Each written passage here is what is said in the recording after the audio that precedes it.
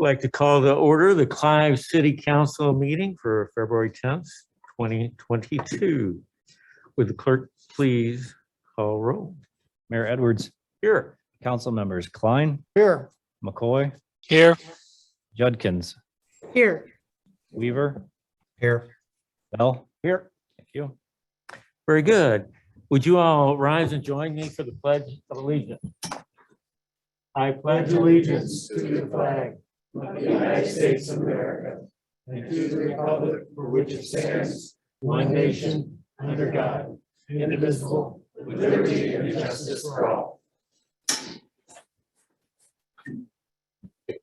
Next, we have the approval of the agenda. I'm not aware of any changes. Move approval. The motion is second. Further discussion? If not, all those in favor say aye. Aye. Aye. Opposed, nay. The agenda is approved. Next, we have citizens presentation. This is the opportunity for any citizen to approach the council on an item that is not on the agenda. And just want to remind everyone about our support for character counts, because we endeavor at all times to promote and model the principles of trustworthiness, respect, responsibility, fairness, caring, and citizenship. And in all our endeavors, we hope everyone will follow these principles. So do we have anyone here tonight to approach the council on an item that is not on the agenda? Do we have anyone online, Pete? Mayor, thank you for those participating online. If you'd like to get my attention, you can use in the bottom of your Zoom screen the reactions icon. And when you click on that little smiley face, you'll see one option there to raise hand. For people participating on the phone, to raise your hand, press *9, and then at the appropriate time, press *6 to unmute yourself. This time, if you'd like to get our attention, please use the raise hand function. Mayor, I do not see any hands going up. Thank you very much. Next, we have a presentation from the Elks Lodge. Matt. Thank you, Your Honor. We're happy to welcome the West Des Moines Elks Lodge 2752 before us again tonight. And Greg, I know I'll give you a chance to interview your crew who's here, but they're here to offer a donation to the city, to the Clive Police and Fire Department. So Greg, or whoever's speaking on your behalf this year, want to welcome you and have you introduce your team, and great to have you. I'm Anna Marie Nielsen. I'm the Exalted Ruler from the West Des Moines Elks Lodge, number 2752. Tonight I have with me past Exalted Ruler Andy Hansen. I also have Trustee Chris Murphy, Trustee Greg Radar Weinshank, and my husband, who is also a member, Jeff Nielsen. And the Elks Lodge, as we all know, is located, and we're more than happy. We really love our place here in Clive, and we've been here almost 9 years. And we, our membership is about 414 now. We have members from the western half of Des Moines and all the suburbs surrounding the Clive area, Grimes, Adel, and all the suburbs. We are a fraternal organization. And part of our fraternal organization is why we're here to help support you guys. We support veterans, we support youth in our community, food pantries, in a wide variety of things. And we do have some social time too. So, yes. So on behalf of us, I have a check to present for $3,500 for the infrared drone program with the fire department and police department combined. So I have that check to present We'll have tonight. Chief Rowe come up. Know that, Chief, I don't know if you want to maybe say a minute or two of what this will be supporting. Sure. This is very, very kind. Thank you, guys. We've had a drone that we've used that's had some very basic capabilities. And just as a very specific example, just down the road from your lodge this summer, we had a fireworks storage fire. And we really weren't sure, we knew it had exploded, but we didn't know the extent of that. It certainly wasn't, at 2 in the morning, we didn't want to rush in there and do anything and have a dangerous environment for our employees. So we were able to recruit a drone to come in from the Polk County Sheriff's Office. It had this infrared capability. It let us watch the heat on the on the container that it was in. And as we were able to safely get up and find some ports to inject water in, we were able to see that we were able to maintain the coolness of it. Because anytime you have a fire that is partially burned, if you open the doors and inject oxygen in that, it can actually cause an explosion. So that's a very specific example from the fire department where this kind of capability is incredibly useful for our staff safety and public safety. And I know whether, you can certainly envision times where you're looking for a lost kid or a lost senior citizen, and particularly at night, that gets very difficult. If you get that elevated view and use that infrared camera and get heat signatures, it could really be the difference between finding somebody and missing them in an event like that. So very purposeful, and this gets us well towards our way of funding that project. So thank you guys We're very happy to much. do it. And the Elks always like photos, so Okay. we're gonna do a couple. of So do we. We can get both. My husband's got a camera back here. Yeah. Okay. Mayor Edwards will come down.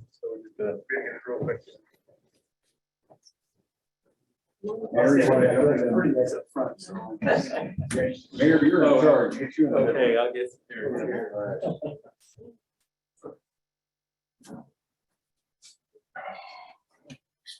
You're smiling with your eyes. All right. Here we go. 1, 2, 3.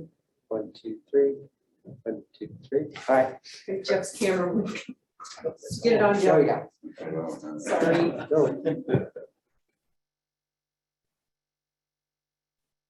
Been doing it, I don't think. Yeah, it is. Yep. All right.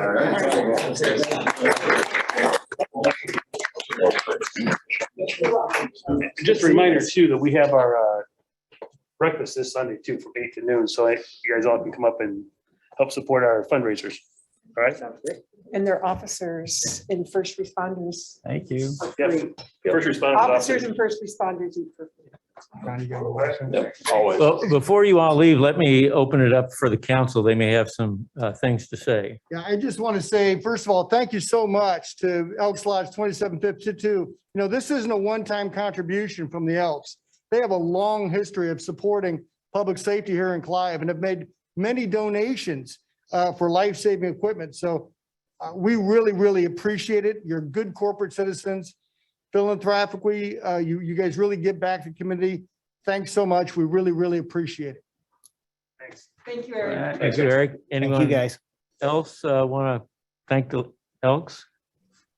I'm Well, just we proud to all be a, do, but I'll echo what Eric said, but I'd say I'd expand it. It hasn't just been public safety. I remember when they donated to our library as well.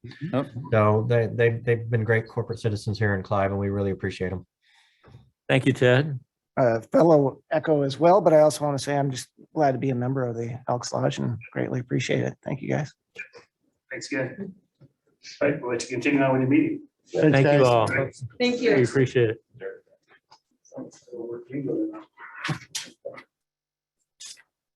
Next item on the agenda would be our consent items. Move approval. The motion, do we have a second? Second. Motion is second to approve our consent items. All those in favor say aye. Aye. Opposed, nay. That is approved. Now we'll move on to the action items. First item that we have here is a public hearing. Did we publish the appropriate public notice? Yes, Your Honor, it was published in the Des Moines Register on January 26, 2022.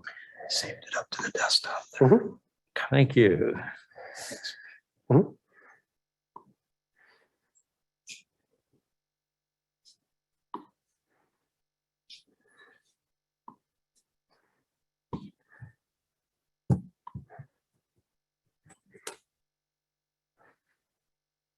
And now we have the slides. Ryan?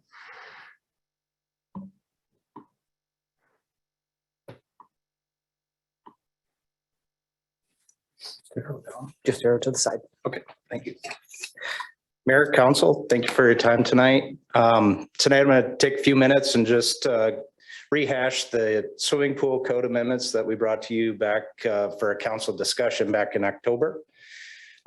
We were open ears at that time, and we feel like we've compiled a good solid new code amendment. It's been since 2013, since our last swimming pool code update.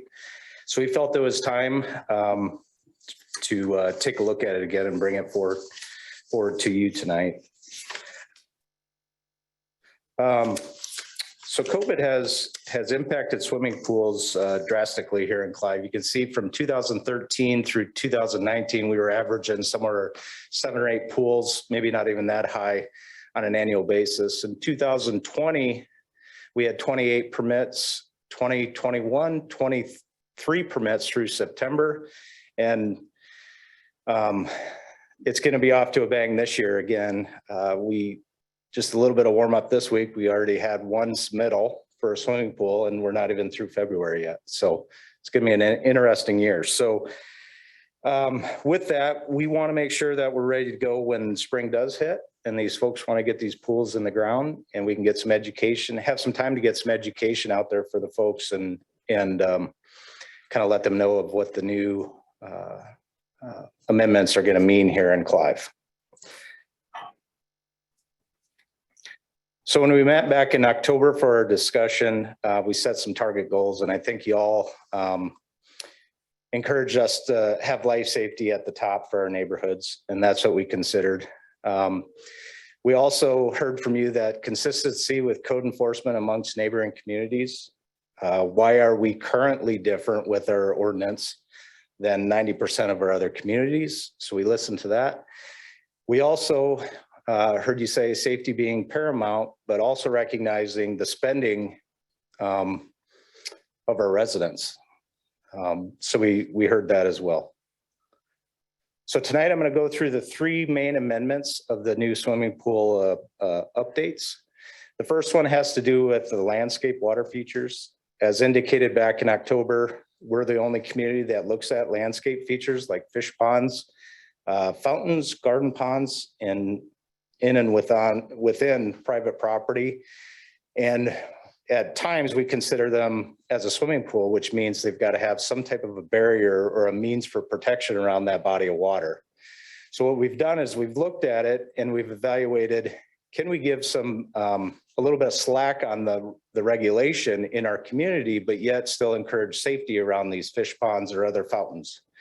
And through research, we found out that we could do that. And what we have wrapped up into this code section is a compilation of different areas of research that we've put into here. The 100 square foot measurement, the maximum 12 inches deep with a safety edge that would extend no less than 30 inches into the edge of that koi pond or fish pond. And this would be called the safety edge up along that. We would encourage folks to build their koi pond or fish pond or fountain in this manner, so they don't have to put a fence up if they choose not to. So if they would do it in this direction, they would not have to put up a barrier around that. The other component is if they did not want to have this safety ledge, they could do some kind of structural pool cover. You know, it could be a wire mesh or something. It has to be able to withstand 60 pounds and not have the actual cover sag down into the water more than 12 inches. So there's a lot of different options there. And I think the residents will appreciate those options as well. Any questions on this amendment? Would current fish ponds that don't conform to this, would they be grandfathered in? Yes, sir. Yep. Second amendment, we're requesting to take down, we have a 72-inch tall barrier requirement.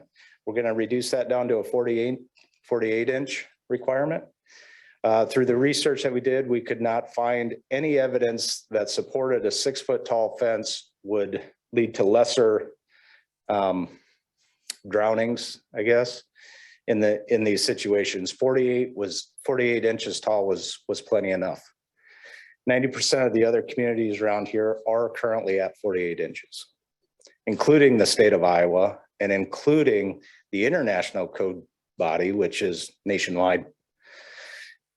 Number 3, chain link is allowed with a max opening of 1 3/4 inches. In our current code, we do not allow chain link because of the climbability aspect of that. Now, when we've considered this in the past, we've kind of talked about some slat options, and we weren't in favor at that time. Now we are encouraging that there's a lot of folks, if their covenants allow, that like the chain link option around the swimming pool. So we've looked at it. Our privacy fences, we do allow an 1 3/4 inch wide gap between the privacy panels. So we thought it would be appropriate that we could also address chain link by restricting it to an 1 3/4 inch square. Now, chain link, the most common chain link is a 2 1/4 inch. So that would exceed the 1 3/4 inch. An option that we would allow them to do is to put slats in and fasten it high and low. If you don't know what a slat is, it kind of weaves in and out, and it would protect that from somebody getting a foot in there or hands in there. But we would allow the slats on anything that was larger than 1 3/4 inch. And in our mind, that's a little bit more flexibility for our residents to be able to install a 2 1/4 and then add the slats and maintain that through the years. So a 48-inch tall chain link fence with 1 3/4 inch max, or they could put slats in, would also be an approved barrier within our city with this new ordinance. Any questions on these last two amendments? So measuring the target goal successes that we set in front of you, the new amendments meet or exceed the minimum requirements of the state of Iowa swimming pool code and also the international code. 9 out of 10 other metro cities allow the 48-inch tall barrier. 9 out of 10 other cities also allow chain link fencing. The less tall pool barrier requirements and allowing expanded material selection allows for opportunities for residents to spend less while still providing a safe environment. Any questions? Questions? Anyone? What?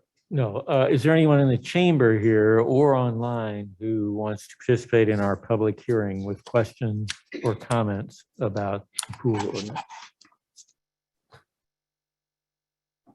Mayor, I do not see any hands going up. Very well. Move to close public hearing. We have a motion to close public hearing. Do we have a second? Second. We have a second. Further discussion? If not, would the council please vote on closing the public hearing?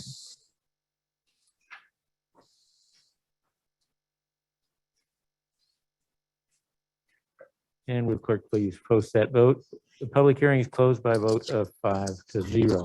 Move that ordinance number 1114, having been considered by the council, be voted on for passage prior to its final adoption.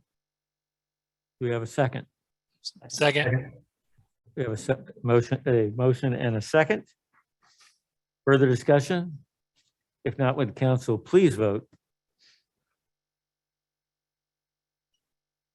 And would the clerk please post that vote? So first reading of ordinance 1114 passes by a vote of 5-0. Thank you. Thank you. Next, we are looking at the Fairway store that's going in or proposed to go in on 161st. Amanda. Good evening, Mayor, Council. Oh, our mouse is not working. Okay, sorry about that. Just close that window, you should be open. Does anyone share? Oh, it's not still doing it. No, sorry, you gotta share first. Yeah.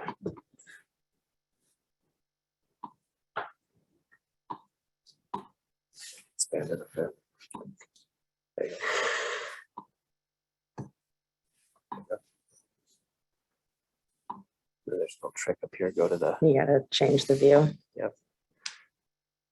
click on that again, there you go, then display settings. And duplicate. Okay. All right, we're ready to go now. Since there are so many development items tonight, I put together this slide deck with just a few key sheets from the different plan sets to make it flow a little smoother. So I'm going to try this out today. Oh, Eric, do you know you've entered the waiting room? Okay, sorry. Let me in. It went away. So tonight for Fairway, you'll actually have two votes. The first will be to approve the site plan and preliminary plat. The second would be for approval of the development agreement. So the preliminary plat here includes more than just the lot that Fairway is located on. It's actually 7.9 acres. And the preliminary plat just shifts some of the existing lot lines for what is going to be lot 1 and lot 2. Those are already developable lots today. It just is moving that line a little bit. The kind of L-shaped lot up at the top of the screen, it will be created as a stormwater outlot that will not be developable with any other structure or building uses aside from like maybe some utility type items in the future. Lot 1 is the lot that is on the hard corner with Hickman and 161st Street. It is 3.7 acres. And the development proposal on that lot today is for a Fairway brand grocery store that'll be a little over 24,000 square feet. Lot 2 is of adequate size and configuration to meet all of our requirements for other commercial uses, but does not have a specific development proposal on it at this time. So the preliminary plat is just a demonstration that it does meet the requirements and can be developable. Access to the site from Hickman Road exists at will exist at this driveway approach to the south here. That approach is actually existing today. It stops at the trail. So that will be an improved intersection, but that kind of helps give you an idea of where that entrance is in relation to the real world. Additionally, there is a driveway you can see being added off of 161st Street that aligns with the existing entrance to the Water's Edge Townhome Association. And then what is not on the screen is an additional entrance from 156th Street, as this development proposal will complete that frontage road. So you will be able to go all the way from 156th to 161st without having to get onto Hickman Road. The uses here and the access restrictions are consistent with the Hickman corridor study, and the applicant is willing to enter into a development agreement with the city for cost share on the new traffic signal that the DOT is required at 161st and Hickman, and for the modifications to closing the existing median opening that is just south of their driveway off Hickman Road. That will be restricted to right in, right out only. That is also a DOT requirement.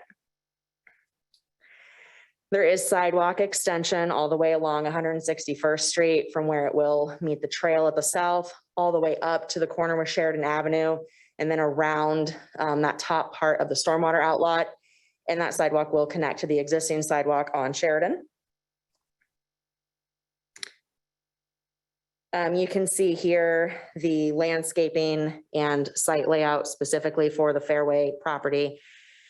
The stormwater is managed at this point up here on the north outlot, with the future addition of additional stormwater management here for when there's development on lot 2. There are 2 rows of kind of landscaping tree buffer being established. This buffer up here on the north line, this is the property line of the stormwater outlet that is shared with the townhomes to the north. That is half of a 50-foot buffer. The other 25 feet was dedicated at the time that the townhomes were developed. And then half of it was put here. So half the buffer is existing today on the townhome property. And then Fairway has added additional site trees here that will help shield the parking and building a little bit more for those residents to the north. There is also an existing 25-foot landscape easement on this portion of the property. Unfortunately, there is a large Xenia trunk water main through this area. So our typical parking lot frontage trees just can't be planted between the parking lot and Hickman Road. The applicant has included as many trees as they can in the landscape islands of the parking lot. But we just you can't put trees on a piece of infrastructure that essential, unfortunately. So it'll be a little less than normal there, but they have some other landscaping proposed along that buffer edge. What type of landscaping? I think it's the Carl Forrester grasses that we've been seeing quite a bit. That's kind of interspersed with the trees there. So what does that mean? Um, Picture of it? Yeah, I don't, but it's the ornamental grass that's, 3 feet or so tall. That kind of helps block headlight screening and that. Mhm. Okay. The building architecture you can see here. It is primarily 2 colors of brick. There's also some metal panels and awnings for accents. And then the signage you see on the building was discussed at Planning and Zoning Commission. There was a little bit of concern about if those would be very bright signs, since there could be some pointed towards the residential properties. They are a backlit sign that's not excessively bright. So I don't have a lot of concerns. For the most part, the residential units that face towards this direction are all further north of the building. So they would see the stormwater outlot and the existing townhomes, but their front yards would not be directly looking at the Fairway property. So there's been a lot of discussion and public comment around the requirement for a fence along the north property line. At this time, a fence is not required and staff is not supportive of installing a fence along the north line with the townhomes. I did include this screenshot because one of the frequent comments we're receiving is regarding the fence that the church was required to install. So you can see here the positioning adjacent to the townhomes is significantly different with the Fairway property. The church is set back very close to the property minimum, around 75 foot for that commercial setback. Fairway, on the other hand, is closer to, actually exceeds 180 feet. The depth of that stormwater outlot is 108 feet on its own, and then the building has an additional 75-foot setback from there. Installing a fence along this line could also impact the landscaping and berm that is to be installed there. Excuse me. It could also, if the trees have to start shifting south in order to plant the correct number of trees in that buffer area in addition to the fence, could start to limit some of the access to the stormwater facilities that are going to be there and impact maintenance in the future. Additionally, there are no existing agreements for this property that require the fence. That was not the case for the church property. There was a development agreement from 2004 that required them through their covenant to do the fence at the 8 foot that was stipulated. The church's request had been to amend their requirement to no longer require the fence. That is what was not approved, not the requirement to then add a fence at this point.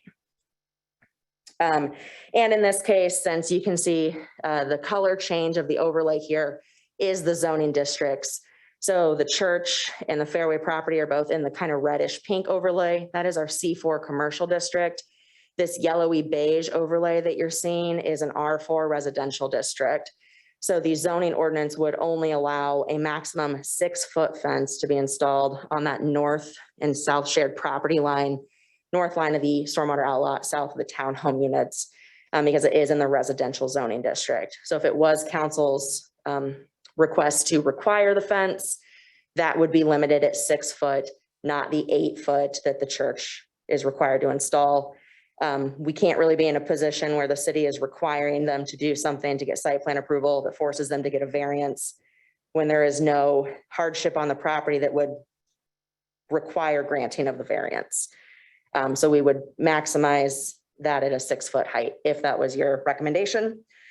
There was, like I said, extensive discussion of this issue at the Planning and Zoning Commission, though we did not have any residents that wanted to speak on that. We did have some in attendance over Zoom, but none that were interested in this particular issue that night or had comments to provide in addition to anything written they had sent in. And Planning and Zoning did ultimately unanimously recommend approval of the site plan without inclusion of the fence. So with that, staff has no remaining comments and would recommend approval of the plan as presented. Thank you, Amanda. Do we have questions here, Eric? Yeah, I've got a number of questions and concerns, Amanda, about the project. Quite frankly, where does the downloading or the unloading of goods that come into Fairway, where's that associated on here? Typically, there's a loading dock where they pack in large semis. Where is that? Could you point that out? Yep, it is just north of the building. Okay, so it's on the side that faces all the residents. It is, yes. Okay, So has any consideration been taken account? Because I know those backups are very, very loud. There is a brick retaining wall that shields that loading zone area coming down.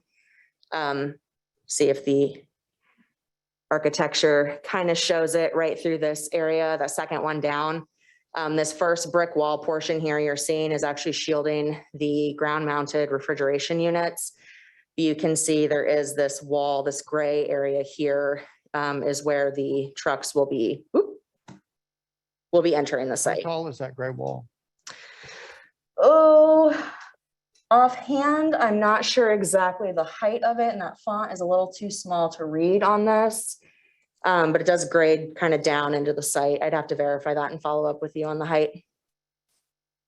So I understand the differences with the zoning on there and what's required and what's not. You know, it really comes down to when I look at a project like this, and I certainly understand how the church is far closer to those areas than this is right there. It would seem to me that, you know, the residents obviously are very concerned about this project and specifically with the fence. I read through and read all the comments right there. And, you know, I think the residents appreciate the project, and we certainly appreciate Fairway as a potential new business here in Clive.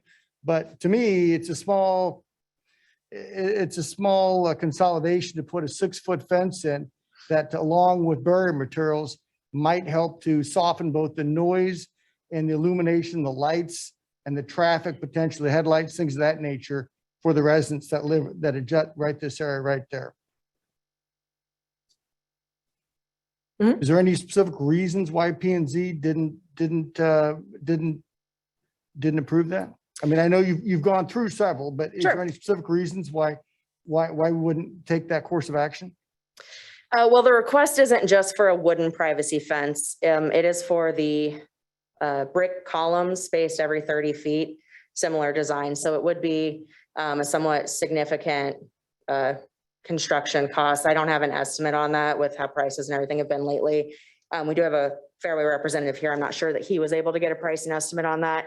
But then with the impacts, when we were doing the site walkthrough with the church, they had to actually remove quite a few of the existing trees in order to install the fence.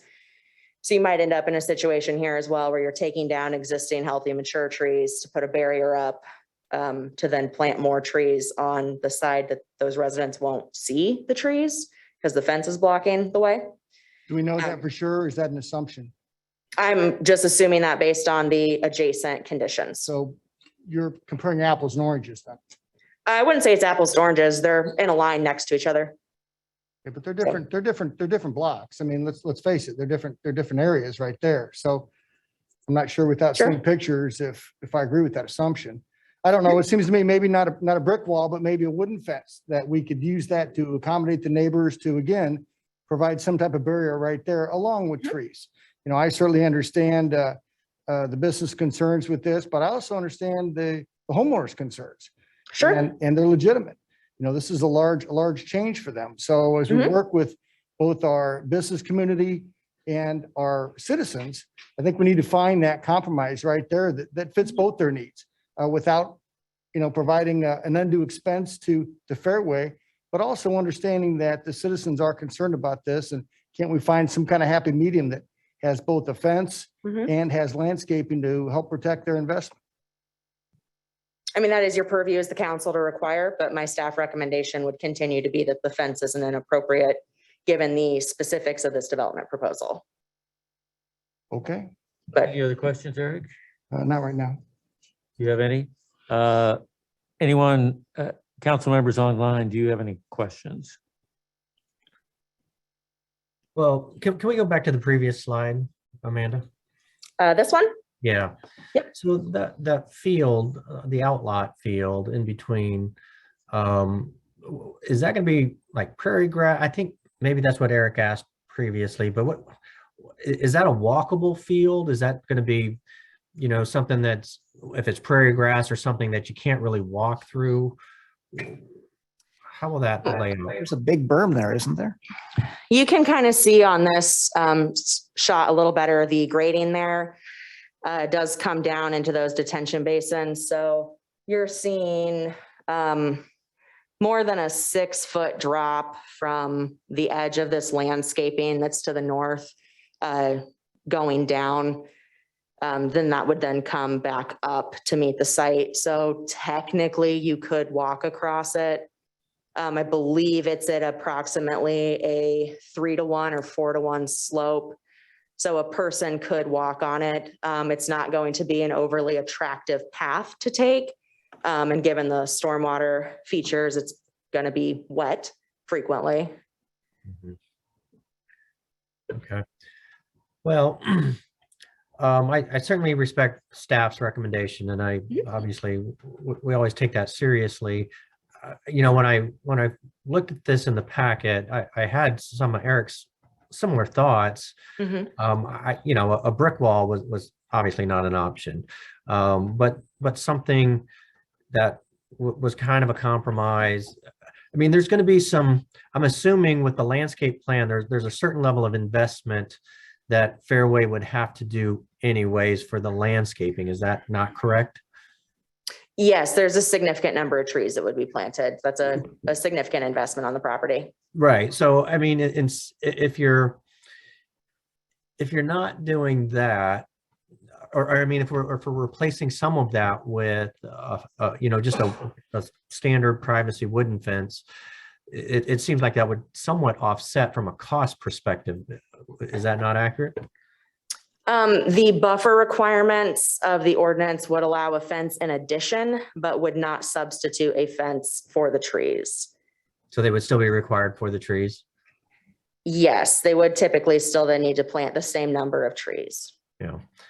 And did I hear you correctly previously that if they would have to plant those trees in that outlot? Is that accurate? Which would kind of mess with the stormwater?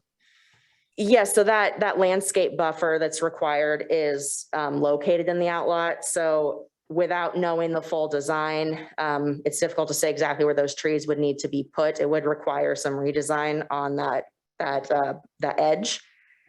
So is this? I'm sorry, I didn't mean to interrupt. But the trees would then most likely need to shift south to a certain extent in order to accommodate the fence. So is this something that we could pass without with still further study on the site plan with respect to the fence and the landscaping and things of that nature to move the project along, but still look at what our options are?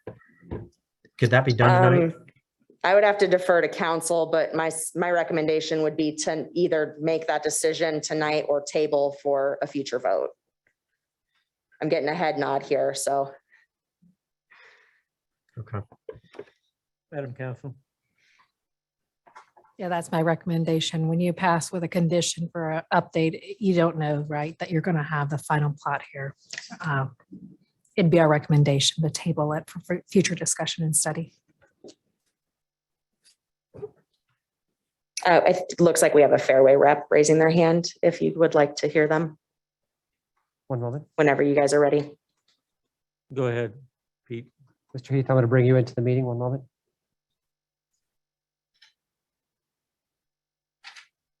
Hi there, can everybody hear me?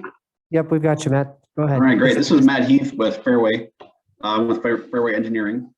And just to kind of discuss this fence a little bit more. So Amanda, if you could you go back to the slide that you had at the P&Z meeting? This one? Show the church property as well. Mm-hmm. There you go. Yes, thank you. So I think what we kind of came to consensus on at P&Z was the reason why we didn't have any outbursts from the community at P&Z meeting was because this layout is completely different from the church layout, which did require the fence. And I think all those comments that were received from the public were received prior to seeing this exhibit. So you can see that the church parking lot has parking stalls that abut right up, or they actually point toward the residential. So you get the headlights going directly into that, and let alone it's only about 20 feet from the property line. So you can see our parking lot does not have any headlights facing directly towards any residential, so we don't have that kind of concern. So really, there's not going to be any more light trespass than you would get from 161st or Sheridan toward those condos there.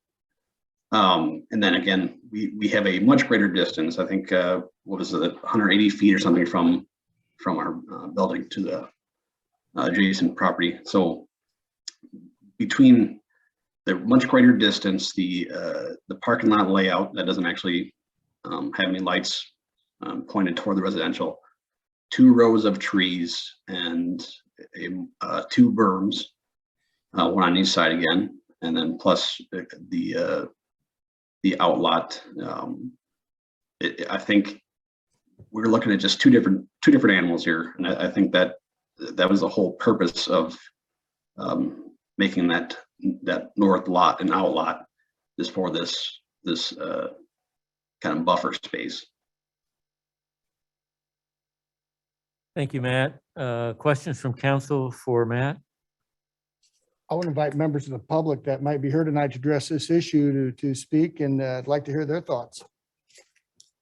We have anyone in the council chamber who would like to comment on the plan? If so, please come to the podium and give us your name and address for the record. Hey, Mr. Mayor, I think we have a resident who's had her hand raised for a little while online. All right, well, Pete, would you bring that resident in? Marie, this is Pete. You should be able to enter in the meeting now. Okay, I'm going to try this. Can you hear me or see me? We can definitely hear you very well. Go ahead. Okay. Well, my name is Marie McCartan, and I live at 2407 Northwest 160th Court, and that's just north of Lot 2. And I'm president of Country Club Point Homeowners Association, and we're the group of 16 townhomes that are directly north of Fairway.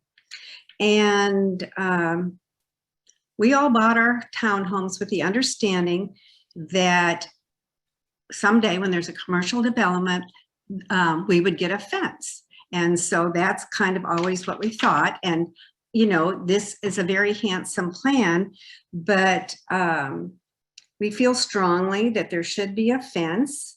And I appreciate all the comments about it would not have to, you know, a 6-foot wood privacy fence would be very acceptable to us. And I know there's all pros and cons about the buffers and the screens, but the fact of the matter is, you know, we had the understanding there would be a fence, and I think it would be good for the light and when cars turn and Cutting through there. and, you know, taking the shortcut. So we would ask the council to urge them to honor the agreements that we previously had in place and grant a 6-foot fence as part of the plan. Thank you. Is there anyone else online with their hand raised, Pete, before we turn to those in the chamber? One moment, Your Honor. Reminding everybody online that if you would like to raise your hand, you can click on the reactions emoji at the bottom of your screen, and that'll open a window to raise your hand. For those participating on phone, to raise your hand, press *9. We do have another hand that's gone up.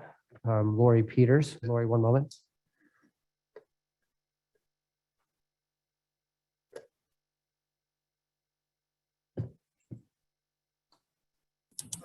Lori, did you still want to make a comment? Yes, actually, this is her husband, I Daniel. apologize. No, 2502 Northwest 160th Street. Just got a quick question. Instead of having, I love Fairway, don't get me wrong. But why can't you kind of like reverse the docking so that points towards Hickman instead of towards the residents, townhomes and all that stuff? I think that'd be a question for the Fairway rep. The rep could please raise his hand again. I can bring you into the meeting. One moment, Matt. Matt, you should be able to unmute yourself. Alrighty. Yeah, so I totally understand what you're saying there, and actually that was our first attempt was to try to get that. Except I guess the issue is the truck path of travel just did not allow for a dock facing Hickman because I don't know if it was, sorry if Amanda already mentioned this, but Hickman, that entrance there will be right in, right out. So our trucks will be entering there.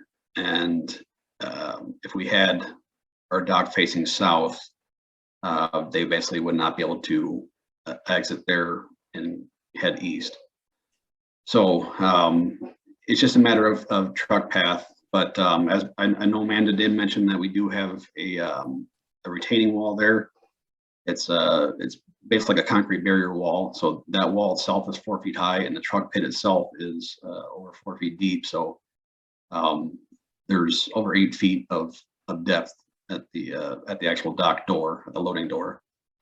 Aside from that, we do have the receiving room does stick out past that.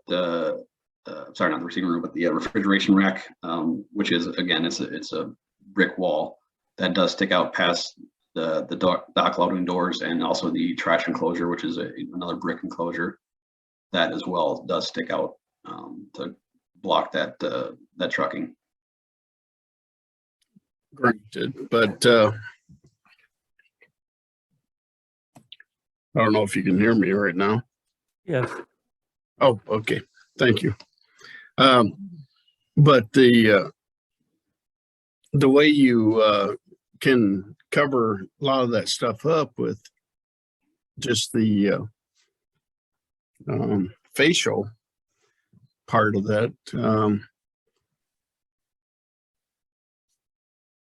Of course, you mentioned the trucks. I'm sorry about that, but I'm sorry. That's the main reason I was trying to talk. Thank you. Thank you. Thank you. Is there anyone else online raising their hand, Pete? We'll give folks a moment to raise your hand if you'd like, or to hit *9 if you're just on the phone. Mayor, I do not see any other hands going up. Thank you. You have a question, Eric? Yeah, one more question. When, right there, we've got the Raccoon River Trail right along Hickman too. Any concerns, Amanda, about trucks or traffic coming in, crossing that trail? Any plans for stop signs? That trail sees a lot of bike traffic right there. So what's your thoughts on that? Yeah, we could certainly ask the applicant to add a stop sign in that location. They are adding an additional parking lot light near that area, so it'll be well illuminated at night. That was added, though it's not on their Fairway site. It'll be on that lot too, but they are going to install that at the time of this development to make sure it's well illuminated. So certainly we could ask them to add a stop sign there. If people are flying up and down that sidewalk, it's a large 8-foot trail right there. It's a major trail that connects in Dallas County right there. Whether it's day or night, I'm just concerned with people coming off of Hickman and then boom, there's that crossing that trail just right there at a significant speed. Absolutely. Your Honor, I think Councilman McCoy has a question as well. Michael? Yes, sir. Couple comments. Appreciate everything so far. The trail, it's there. We've got a lot of other traffic going through that all along Hickman. It was, about time that any of these would be developed and cross over that trail. We knew it was coming. But yeah, an extra stop sign or some lit flashing lights would be nice there. I want to make a comment on a few of those.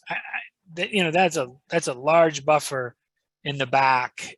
And I think with the trees or the bushes that are going to go up on the backside with that berm, I guess I don't see it much different. Well, than the police and fire station and what we did there, right? Am I wrong, Amanda? I would have to look back at what that separation was. But we didn't do a fence. Correct. There is not a fence there. And That that is one like does right have a up grade next to change, but it is houses. quite close. Yeah, that's more like the church. Mhm. Right. And I remember this discussion, a lengthy discussion at this council, because at first I was pushing for a fence. I think when Doug showed me the berm and some of the other things that were going to happen there, as well as talking to the residents, they were satisfied by that. And I haven't heard anything in return since we've opened that. That's police and fire trucks and personal vehicles going up along there. So that's where I'm a little hesitant to require the fence. Now, the one resident discussed an agreement in the past that had a 6-foot fence there. Is that a written agreement that I thought you said no, there was no agreement? Yeah, I believe that would have been a misunderstanding, most likely from whoever the real estate representatives were. That agreement was limited to the lots that are part of the Deerfield Point subdivision. Hey, Amanda, which would don't be start blaming everything. realtors. It's a good place to put Sorry, the it was blame. an unknown misunderstanding, most likely. So from the church property east to 156th Street, those had a private covenant agreement as part of the development plan approval back in, I believe it was 2004, that stipulated the fence. That was a condition that was added. My understanding is, obviously long predates my time with the city, but that was an agreement that the neighboring property owners had requested at that time, and it was put into place. These parcels that we are looking at tonight were not part of that agreement, though that may have been the assumption of the townhome associations and whatever representation they had at the time. So there is no existing agreement today that would require a fence for any commercial development on these two lots. Amanda, could you remind us what hours there would be trucks pulling in and out? Yeah, I will defer to Matt again to give the more specifics of the business operations. And how many trucks, Mr. Mayor? I was going to ask, how many like a day? Matt, you should be able to unmute yourself. Yep, this is Matt Heath here again. So we will be having a fairway truck probably once a day, maybe once every other day, depending on requirements here. But those trucks always come in the morning for us. So it'd be maybe 7, 8 a.m. depending on when they get there. But that's just for fairway trucks. We'll also have vendor trucks coming throughout the day. So you might get a Pepsi truck or some other kind of vendor coming in there throughout the day. And also some short trucks in the short dock. So you might have 3, maybe 4 trucks a day, if that's necessary, but. And are those during business hours, so to speak, or how late in the evening would they make those deliveries? Yes, so those would all be during business hours. And that's, yeah, that all deliveries come during business hours because we have to obviously unlock the doors for them and let them in. But I guess my question is, do they come, would there be delivery at 8:30 at night? No, typically all vendors are before 5 p.m. just because that's truck drivers working typical. And you're business closed hours. on Sundays, is that correct? Correct. So there'd Yep. be no deliveries on Sunday? Correct. Okay, other questions for Matt while we have him on the line? Yeah, Mr. Mayor, one more question if I could. Could you go to the other screen, Amanda, that shows the lights, the signage? Yeah. And so on the back of the building, what do we have for signage here? How am I reading this? The second elevation down is the rear that will face Okay. towards the townhomes. There is no signage on that elevation. Okay. And then, as Matt was saying, it's a 4-foot concrete wall with a 4-foot ramp. So in essence, graduated to 8 feet depth up against the building for the loading docks, and then probably tapered to the beginning. So, thank you. That's exactly right. Amanda, how high is that berm? If you look in the kind of landscape buffer area, the berm is going to be approximately 3-ish feet tall. But then the land does continue to slope down for that stormwater detention area.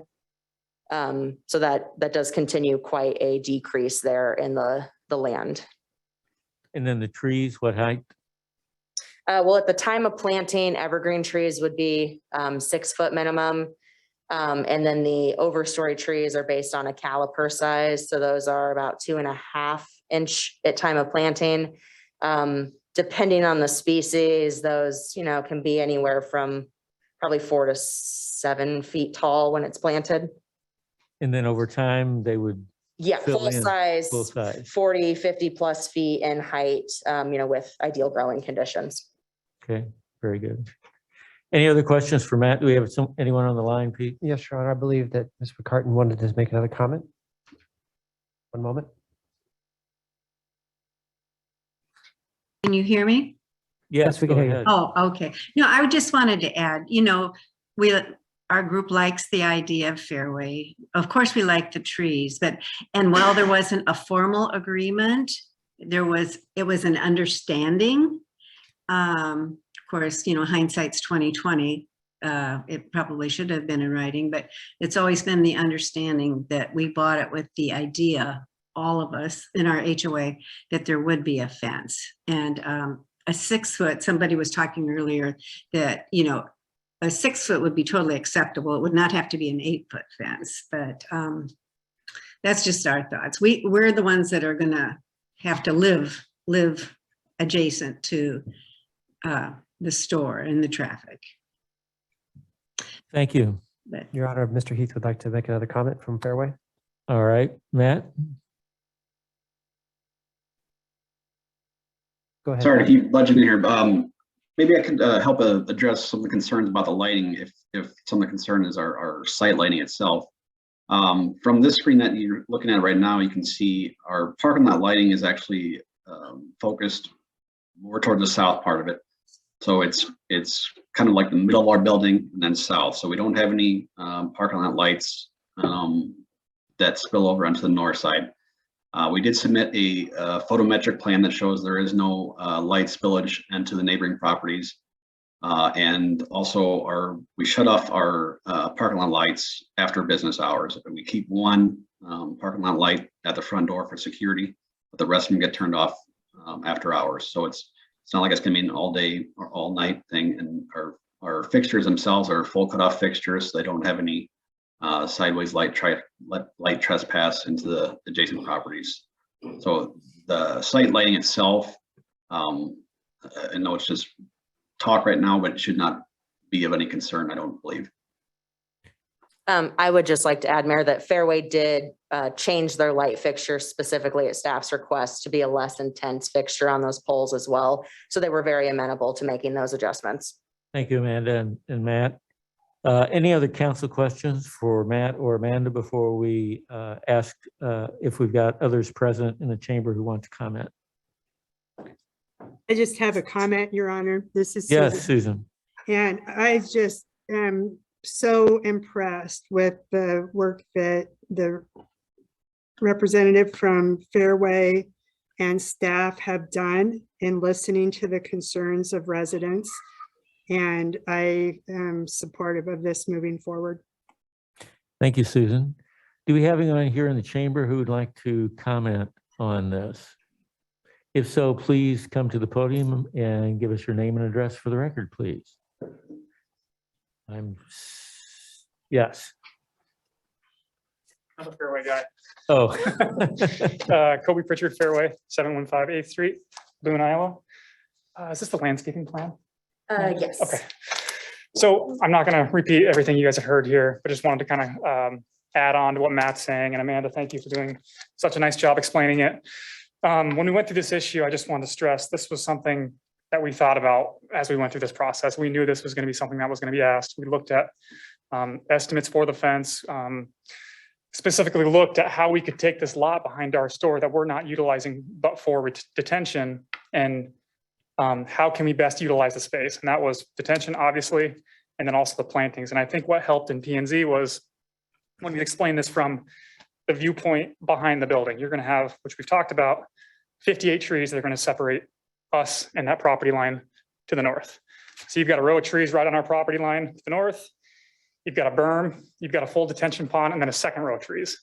So when we thought about the fence, yes, it's an option, but as far as like feasibility or it being efficient, we just felt like putting a 6-foot fence behind already 3 barriers just didn't make a lot of sense on our end. So that's kind of the background, but we're happy to take more questions, talk about it as much as needed, but just thank you. And we're excited to break ground this spring. Any further questions for Fairway or comments? Anything in the chat, Pete? One moment, Your Honor.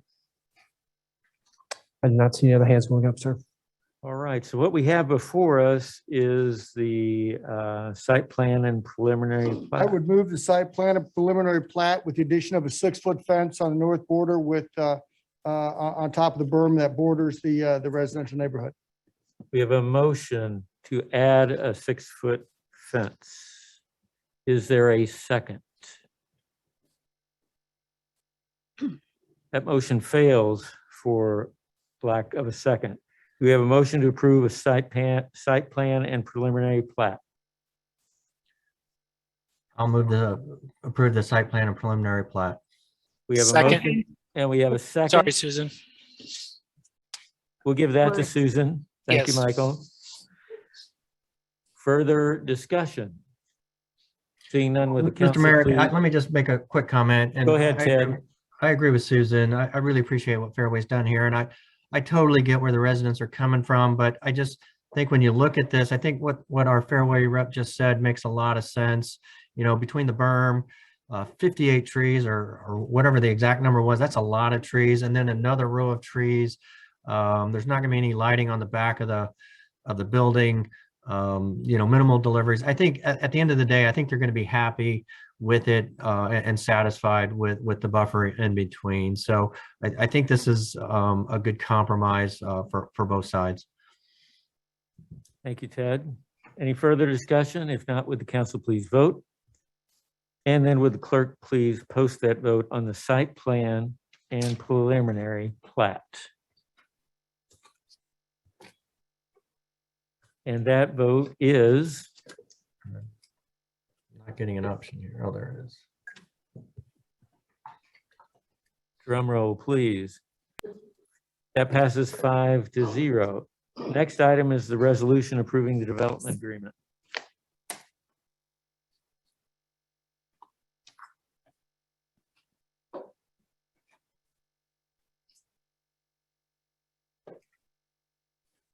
You have something on that, Amanda? No, the development agreement is just for the shared cost of the traffic signal and then the full cost of the median closure. It also detailed a few of the specific site requirements, such as the sidewalk installation all the way around on the outlot. I'll move the resolution. We have a motion from Ted. Do we have a second? Second. A second? Further discussion? If not, would the council please vote on the resolution? And then would the clerk please post that vote once the votes are available? The resolution approving a development agreement passes by a vote of 5-0. Thank you. Now, Amanda, we're moving to a winery now. Yes, let me get this shared again here.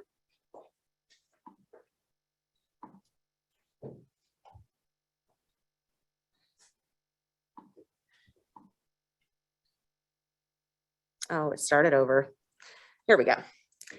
Okay, so this item is for the site plan for the proposed Cooper's Hawk Winery and Restaurant.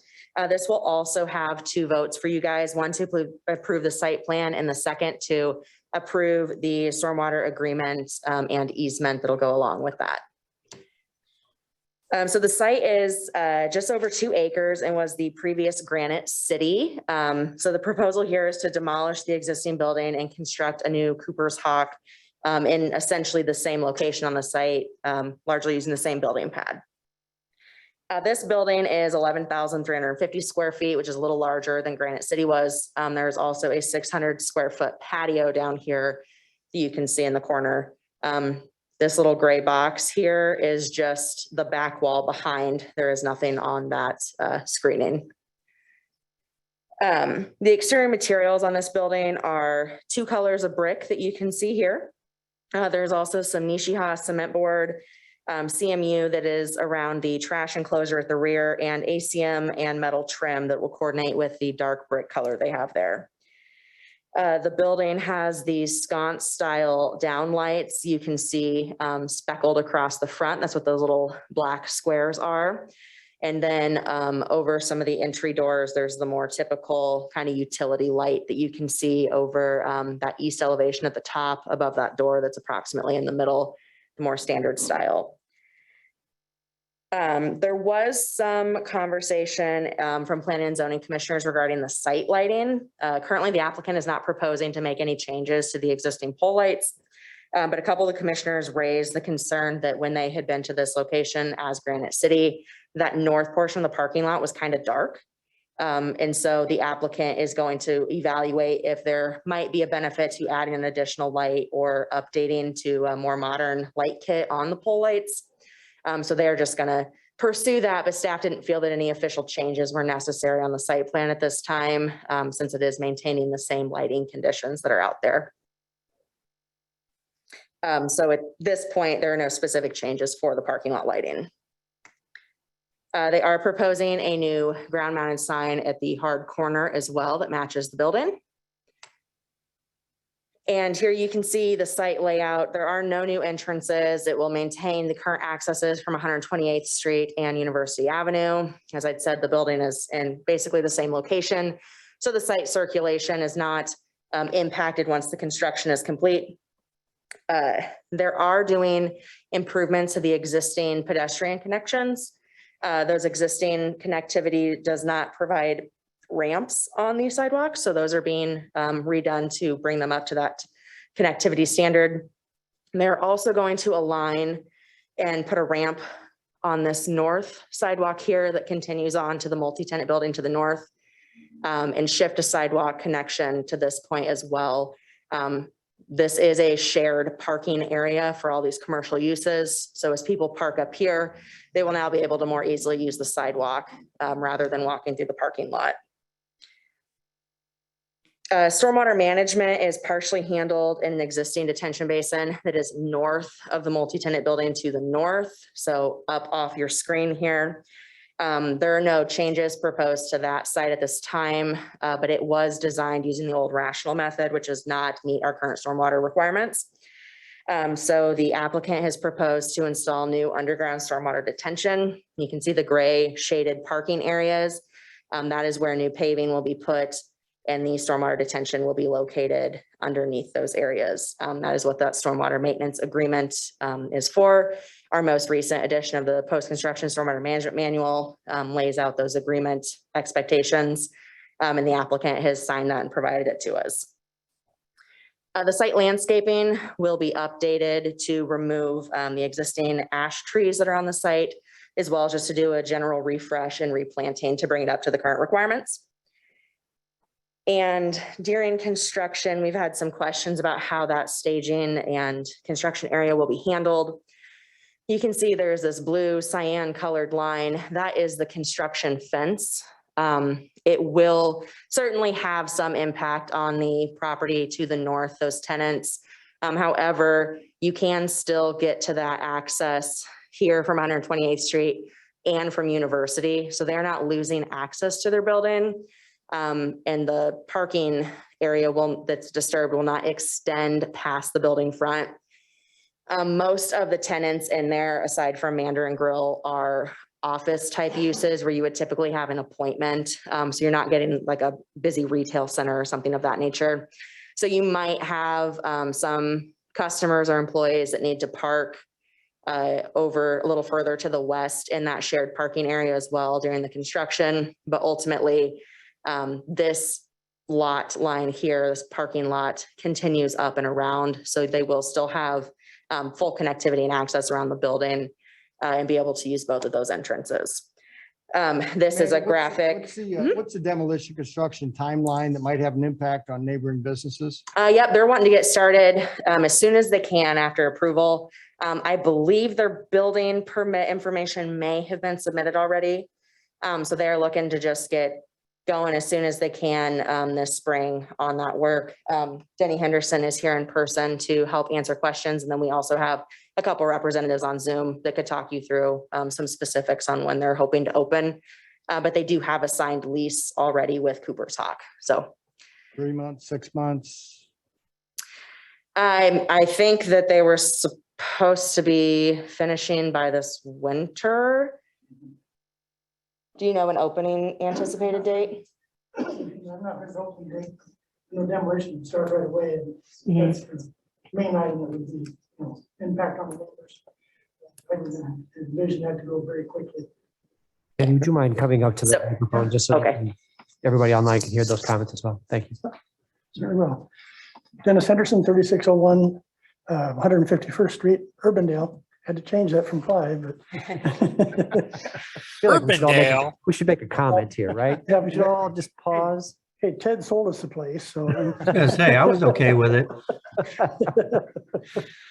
So anyhow, we would anticipate, James Rizzuti or Doug Mandernock may add more to it for us, but I would anticipate that the demolition be starting quite quickly and would go full tilt and get done as quickly as they possibly could out there. That's an item that, of course, that they can do during this colder weather season and get a jump start on the construction. What kind of a tentative opening are they looking at, Denny? I'd have to leave that up to James and if he can help us there on that beat. James, if you could go ahead and raise your hand so I can identify you, please.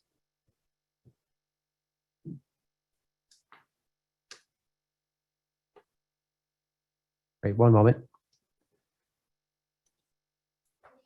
Doug, you should be able to unmute. We should be able to hear you now. Go ahead. Hi, this is Doug Mandernack from Civil Design Advantage, 4121 Northwest Urbandale Drive in Urbandale. James did call me and he's not able to be on Zoom tonight with where he's at. He didn't have good enough connection there. So I'm just kind of covering for that. Yeah, as far as I know, they're wanting to get started with demolition as soon as they can to start construction.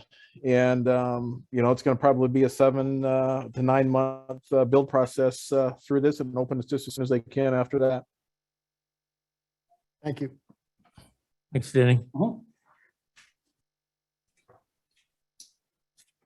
ahead, Amanda.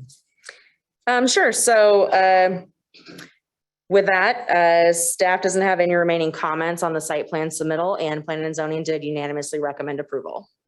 Thank you. Further questions for Amanda or for the rep? Yeah, I have one, Mr. Mayor. Yes, go ahead, Ted. Amanda, has this all been communicated, especially the schedule of a 7 to 9 month construction and the impact to the parking to all of these neighbors to the north in this building, particularly Mandarin Grill, which it seems to me they're going to be the most impacted by this with, customers coming in and out for lunch and dinner. Yes, so this exhibit is actually what the applicant put together that they have shared with those businesses that would explain the construction limits. I don't know if they have had additional meetings with those business owners, but all of the property owners within the 310 feet would have received our public notice that goes in the mail. I don't believe any of the tenants in that building to the north are the owner. So they probably did not receive the mailed notice from the city. So and the mailed notice is typically just like a postcard, right? We do a letter now that includes a location map, so people can more easily orient what the request is for. Okay. I guess I just have some concerns about a company like Mandarin Grill not having seen this. Like this map is very illustrative, right? And it's going to have a direct impact on their business. And so I would like for some way to ensure that they're communicated with, the management of that company to be communicated with, so they understand what's going to happen here over the next few months. Absolutely. I know the applicant did have plans to do that.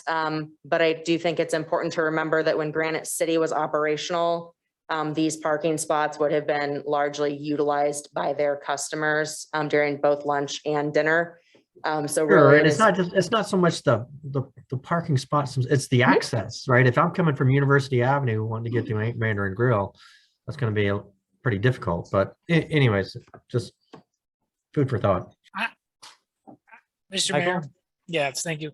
I would agree with Ted. I understand that we've met our legal, piece of sending it to the owner who may or may not even be in Iowa. I just think we go a step farther to talk to RBC and Mandarin Grill, and I can't remember who's on that lower side as well, but I just think that's easy, and maybe the applicant can just do that. I'd be satisfied with that, not just the owner. Amanda, can we accomplish that?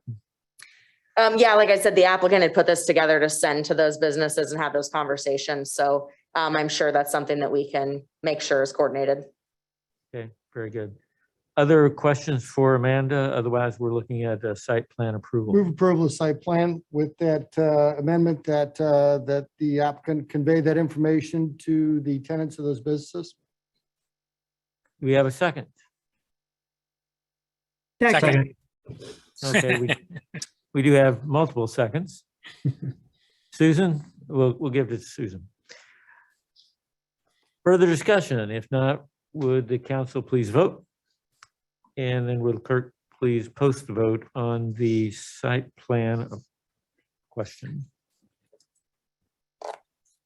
So the vote on that is 5-0 in favor of the site plan. Move the resolution approving stormwater maintenance facility agreement. Second. We have a motion and a second. Mayor, Yes, Michael. just one clarification on this. I like those underground ones. I know they're a little more expensive, so thank you for doing them. My question would be like the ponds, right? Sorry to bring this up, but like the ponds and some of the I can't remember the kind of the annual checks. How do we look at these underground vaults that they're producing what they're supposed to, right? And the silt isn't filling them in. They keep the volume up. How do we do that? And I know we have several others around the city. Yes, so my understanding actually from a recent stormwater training I did is if you know the size of that vault, you pretty much put a stick down there and see how far in the stick goes, and you know how much of it is silted in. So it's not the most technical way to check it, but you can then calculate how much depth of that chamber you're losing since you know the size of it. And who does that and when? Thank Well, the maintenance agreement, this is not a facility that's being accepted by the city, so that would be up to the property owner to do. That is one of the big reasons that these maintenance agreements have been included with the most recent manual. So it's a very clear expectation up front.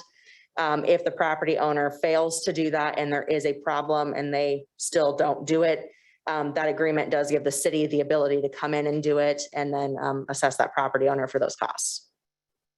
And on an annual, and if I could add, I understand that these are the types of facilities that would be considered part of the city's stormwater network and fall under the purview of our MS4 permitting. And so there would still need within our permitting period, need to be regular inspections. That for some facility like this doesn't need to be annual. But I believe in our sort of draft plan for that right now, we are looking at parking lots and buried detention like this, but at least once every 5 years, which is the duration of the permit. Very good. Thank you, Pete. Further discussion or questions? If not, would the council please vote on the resolution? And would the clerk then please post the vote on that stormwater resolution? And that passes by a vote of 5-0. On to the church. Yes. Oh, lost my screen share. There it is.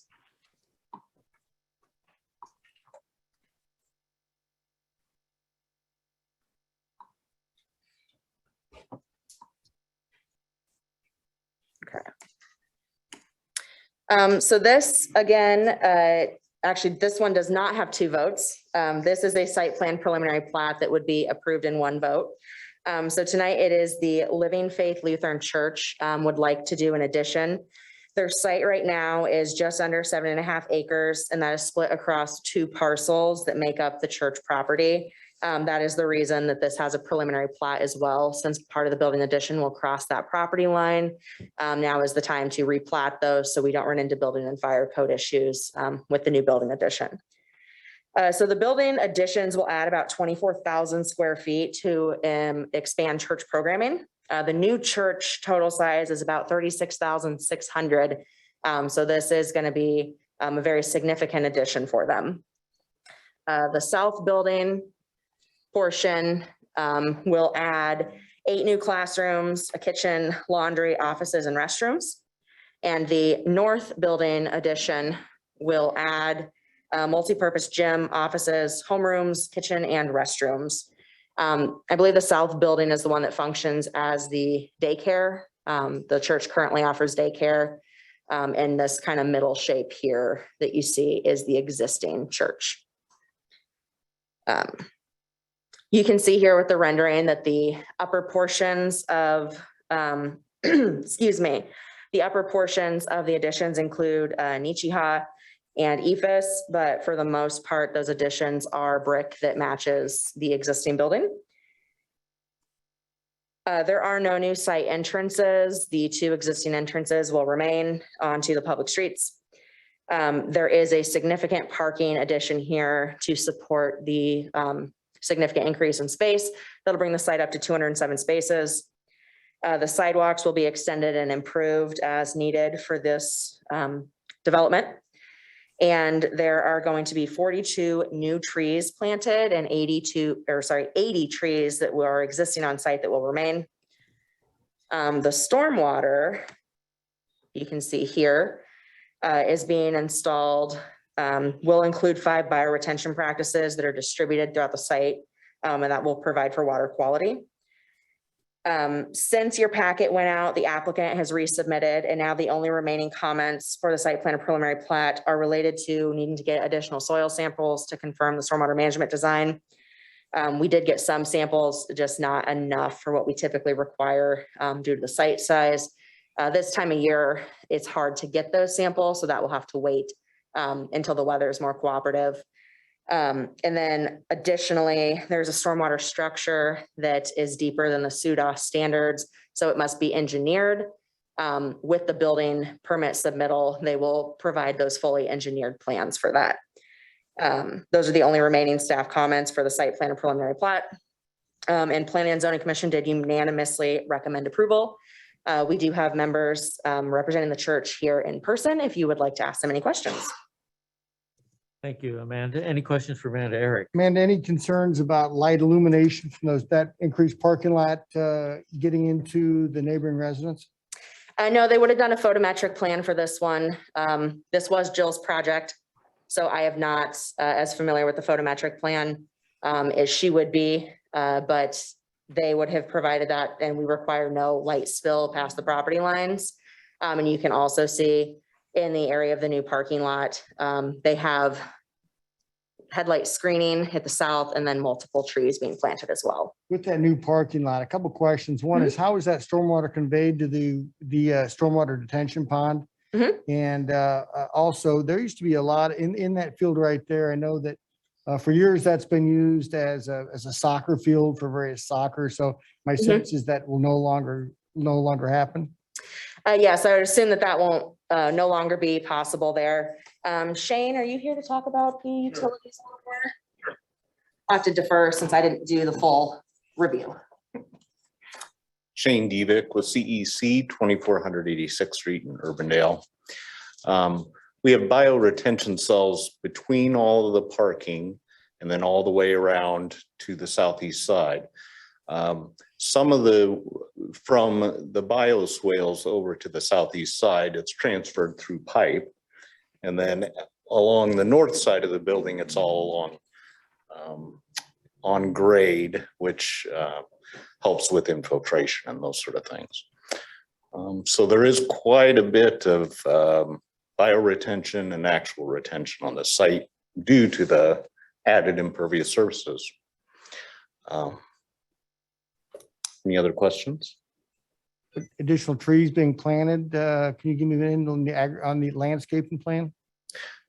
I'm sorry, the additional trees being Yeah, planted. can you illuminate more a little bit on the landscaping plan? You guys are planting additional trees, or how do you handle that? Yes, we're adding a lot of additional landscaping.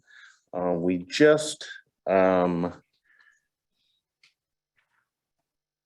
we go. So we do conform with all the landscaping requirements. We just recently made some additions to it to include some more caliper of trees and some additional planting also. So I believe we're certainly in compliance with landscaping. Any other questions at this point? For Amanda or anyone else? Oh, this is just the site plan amendment and preliminary plat. Move to approve the site plan amendment and preliminary plat for Living Faith Lutheran Church at 2180 Northwest 142nd Street. Second. Motion and a second to approve site plan. Further discussion? If not, would the council please vote? And will the clerk please post that vote? And that passes by a vote of 5-0. Good luck. Thank you. Next, we're looking at the third consideration of ordinance 1112.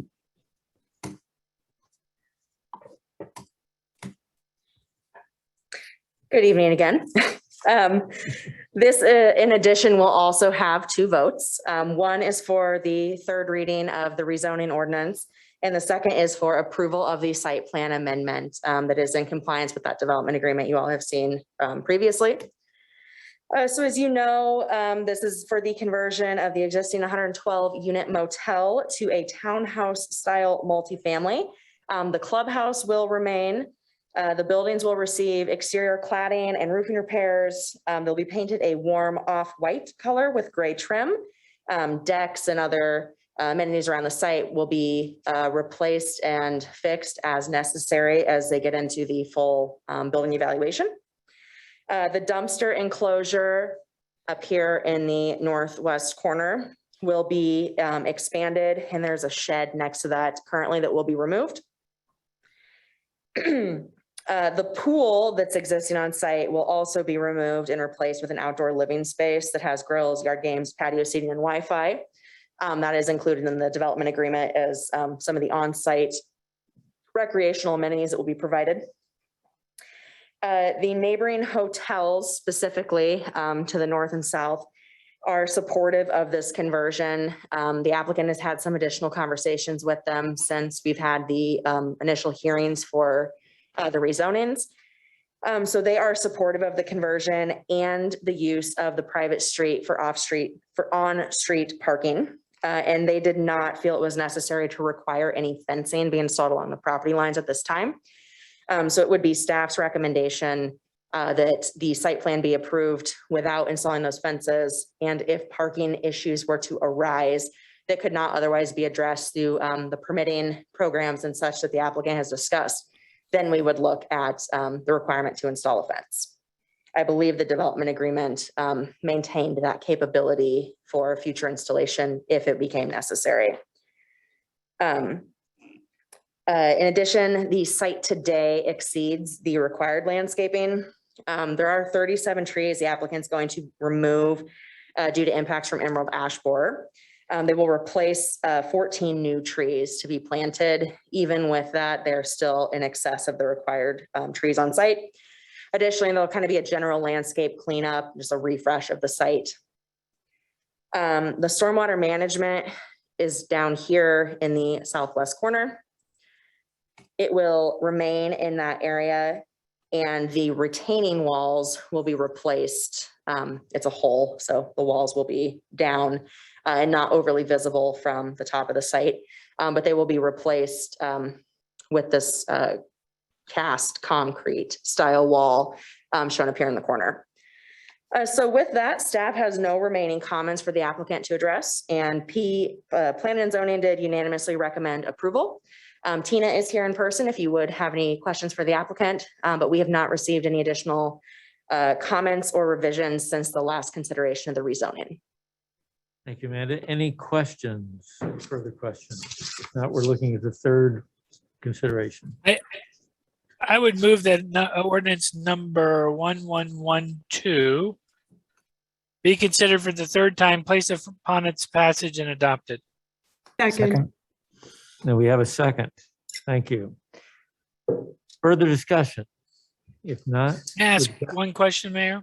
Yes, please do, Michael. On the development agreement, is there, I appreciate it. I think Susan said it best last time. Great change to this area and a welcome change. But in that the development agreement, is there any like minimum assessment value on it that we set? I mean, this is the first of these changing over to this type of thing. We are worried about a precedent and some of the lost revenue. So did we put any kind of minimum on the assessed value? This was another Jill project, so I will defer to Doug to help answer specifics from the development agreement. Thank you. In this particular case, as we kind of work through the project dynamics and work through the financials, if you'll recall, we evaluated where we believed that the assessed value will come in based on what the purchase price is, what the renovation expenses will be, and then ultimately what they would be able to rent the units for in terms of the net operating income. So we believe and feel very comfortable with the representations that they've provided. And that has been the basis of our determination that on the whole, again, as you will recall, both property tax, use tax, as well as the contributions being put into the site, that the city is in essence being made whole. Okay. And I guess next time, not for this one, but in the future, things like this to make sure we're made whole in 10 years, right? I look at this property as an example of where it's come from to where it is today, prior to this redevelopment. And if just food for thought later, I'm supportive. Thank you. Any other questions again or discussion? If not, would the council please vote? And would the clerk please post that vote?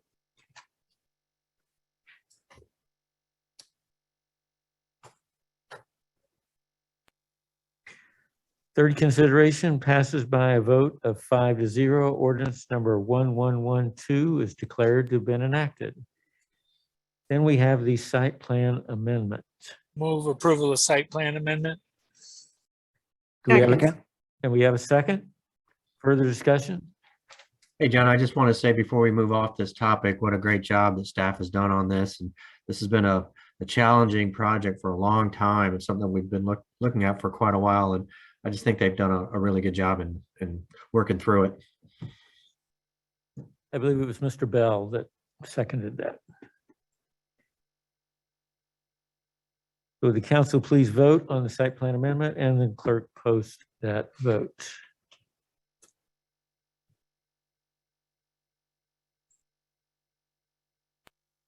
And the site plan amendment passes by a vote of 5-0.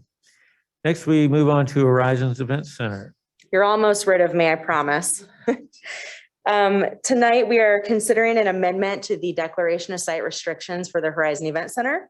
The owner of the event center entered into that declaration with the city in April of 2021. Since that time, they have acquired the Woodsmith Shop property, which opened up a very interesting opportunity.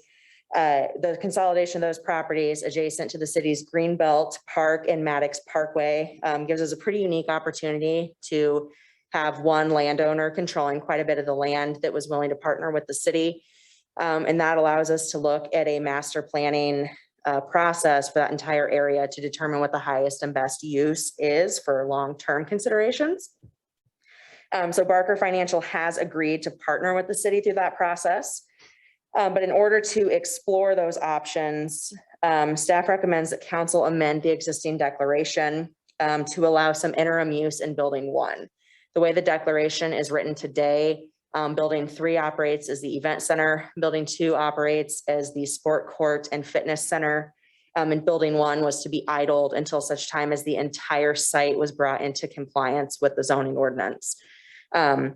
Since we have this opportunity to do a master planning process, we don't know what site improvements they could make today that, if this process made recommendations, may then be torn out in a couple years to make significant changes to the area. So with that, staff felt it was appropriate to allow them that interim use. They are ready to go for the most part on the building side of it. They have building permits currently in process on making some of the improvements to address all the life safety issues for those areas. And they're wanting to use building 1 at this time as an extension of that fitness and athletic use that's in building 2. So much lower intensity than what it was when we initially did the declaration, when they were looking at like a wedding venue, event type center. So this agreement does not address scope, schedule, budget, cost share, any other details for the master planning process. There wasn't enough time to figure that kind of stuff out until down the road a little bit. So staff and the Barker Financial have agreed to later this spring and summer work through those details. It would come back to you with whatever that master plan would entail, with the goal that would wrap up around summer of 2023. The city nor Barker is being obligated through this agreement to make any of the improvements that might come out of the recommendations.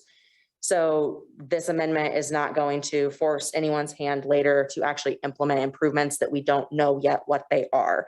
This is simply agreeing that they can start to use building 1 while we explore this entire process. There is also language in the agreement that will require them to make the required site improvements at the end of the process, whether we move forward with a shared vision or not. If there's a shared vision with shared improvements, that would potentially change what on-site improvements they need to make. But if the planning process doesn't result in anything that the city feels or Barker feels is worth moving forward on in partnership, they would then still be required to make all the site improvements that they would have been if we did not make this amendment tonight. So it does provide Horizon Event Center flexibility to continue on utilizing the building and generate revenue while they're working with us through this process. So with that, staff would recommend approval of the amendment, or sorry, of the declaration to site restrictions. Very good. Questions? Anyone online have questions? If not, we just need a resolution. Move the resolution. Do we have a second? Second. Have a second? Mr. Bell. Further discussion? If not, would the council please vote? And will the clerk please post that vote?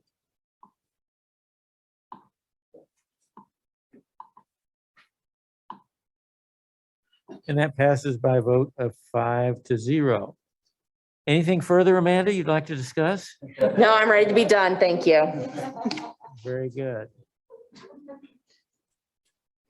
It's either Amanda or Doug, so. Okay, the next item we have on the agenda is a closed session. So, Matt? Yeah, Your Honor, we would request that the council go into closed session pursuant to Iowa Code Section 20.17, subsection 3, to discuss strategy related to collective bargaining negotiations. Could we have a motion to do so? So moved. And a second? Second. Motion and a second? McCoy got that second, I hope, for Yes, one. we'll give that to you, Mr. McCoy. So further discussion, if not, would the council please vote on going into closed session? And then will the clerk post that vote? The vote to go into closed session passes by a vote of 5-0.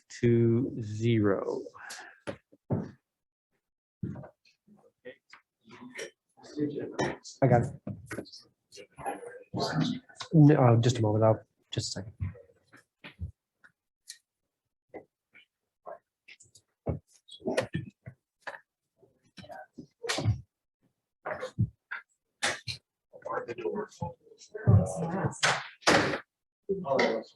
He told them to set us.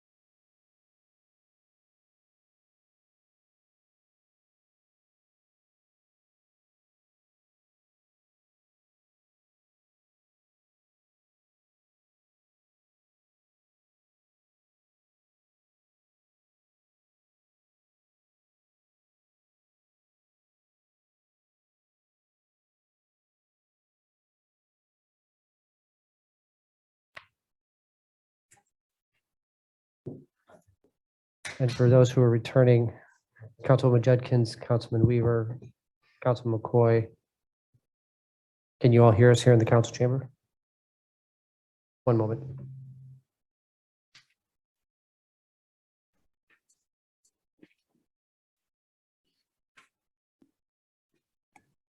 Yes, we can. Great. Councilman Weaver, can you hear us? Yeah, I can hear you. I can, yeah.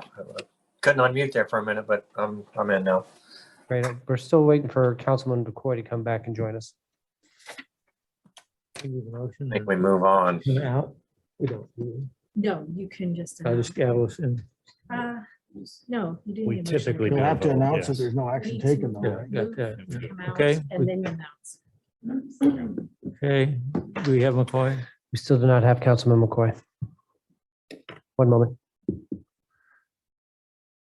I just texted him. He fell off there for the closed session, so I don't know what happened, but I think he came back in on his phone. yeah, but then he dropped off again, so. Yeah.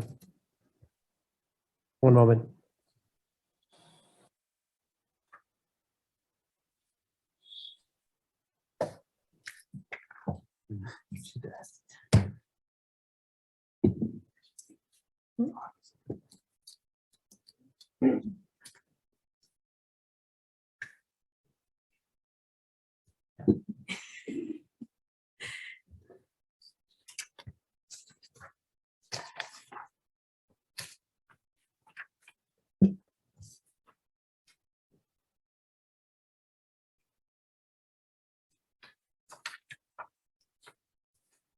Mary tomorrow.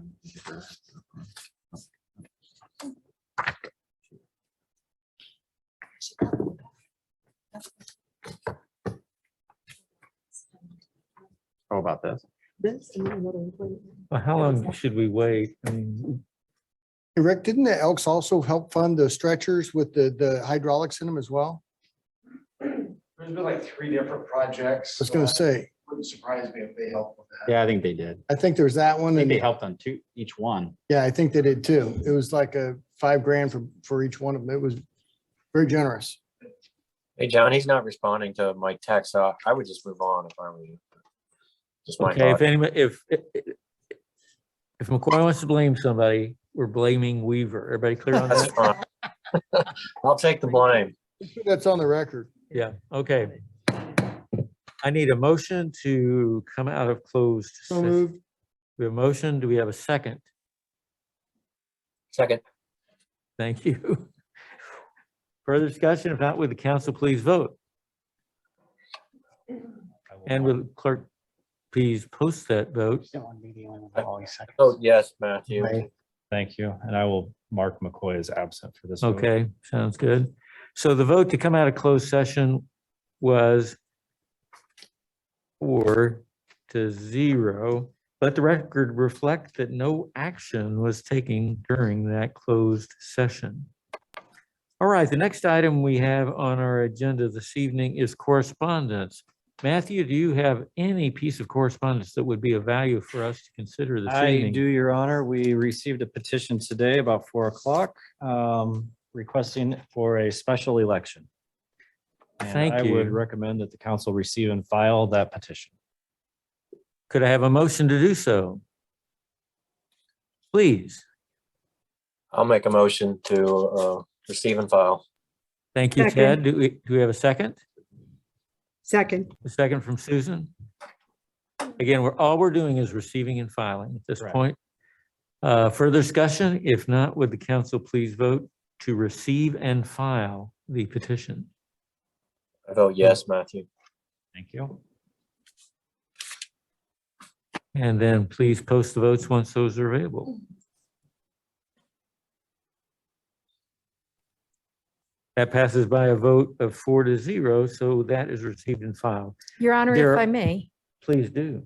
there is an action item for the council to take in response to the receipt and filing of the special petition. Pursuant to the Iowa Code, the next step would be that objections and review of the petition can occur for the next 5 business days. That takes us to next Thursday. the city council's role and the city's role in reviewing any objections that would be raised would be to form an objection committee. And the objection committee, according to 44.8 subsection 1, consists of the city clerk, the mayor, and one other council member. And that council member is to be selected by the council by ballot. So there is one action item for the council members this evening to at least appoint, I would recommend a primary and an alternate for the objection committee, because that needs to happen relatively quickly after any objections might be filed. Very good. Should we seek interest from other council members? This can be done, yes, by nomination, by volunteering, by discussion, Your Honor. Very good. So it'd be helpful if someone were interested in volunteering to serve in these two roles. I'll be happy with the primary. Okay, Ted. I'd be glad to serve as the alternate or backup. All right. Any further folks interested in doing so? Can we vote on them both together? Yes, Your Honor, that would be fine. And I would recommend that Councilmember Bell abstain from the vote. Very good.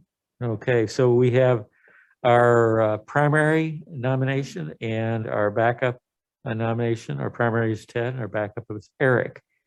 I'd recommend we move the slate with a second and then a vote, Your Honor, if that's okay. Thank you very much. Could I have a motion to approve this slate?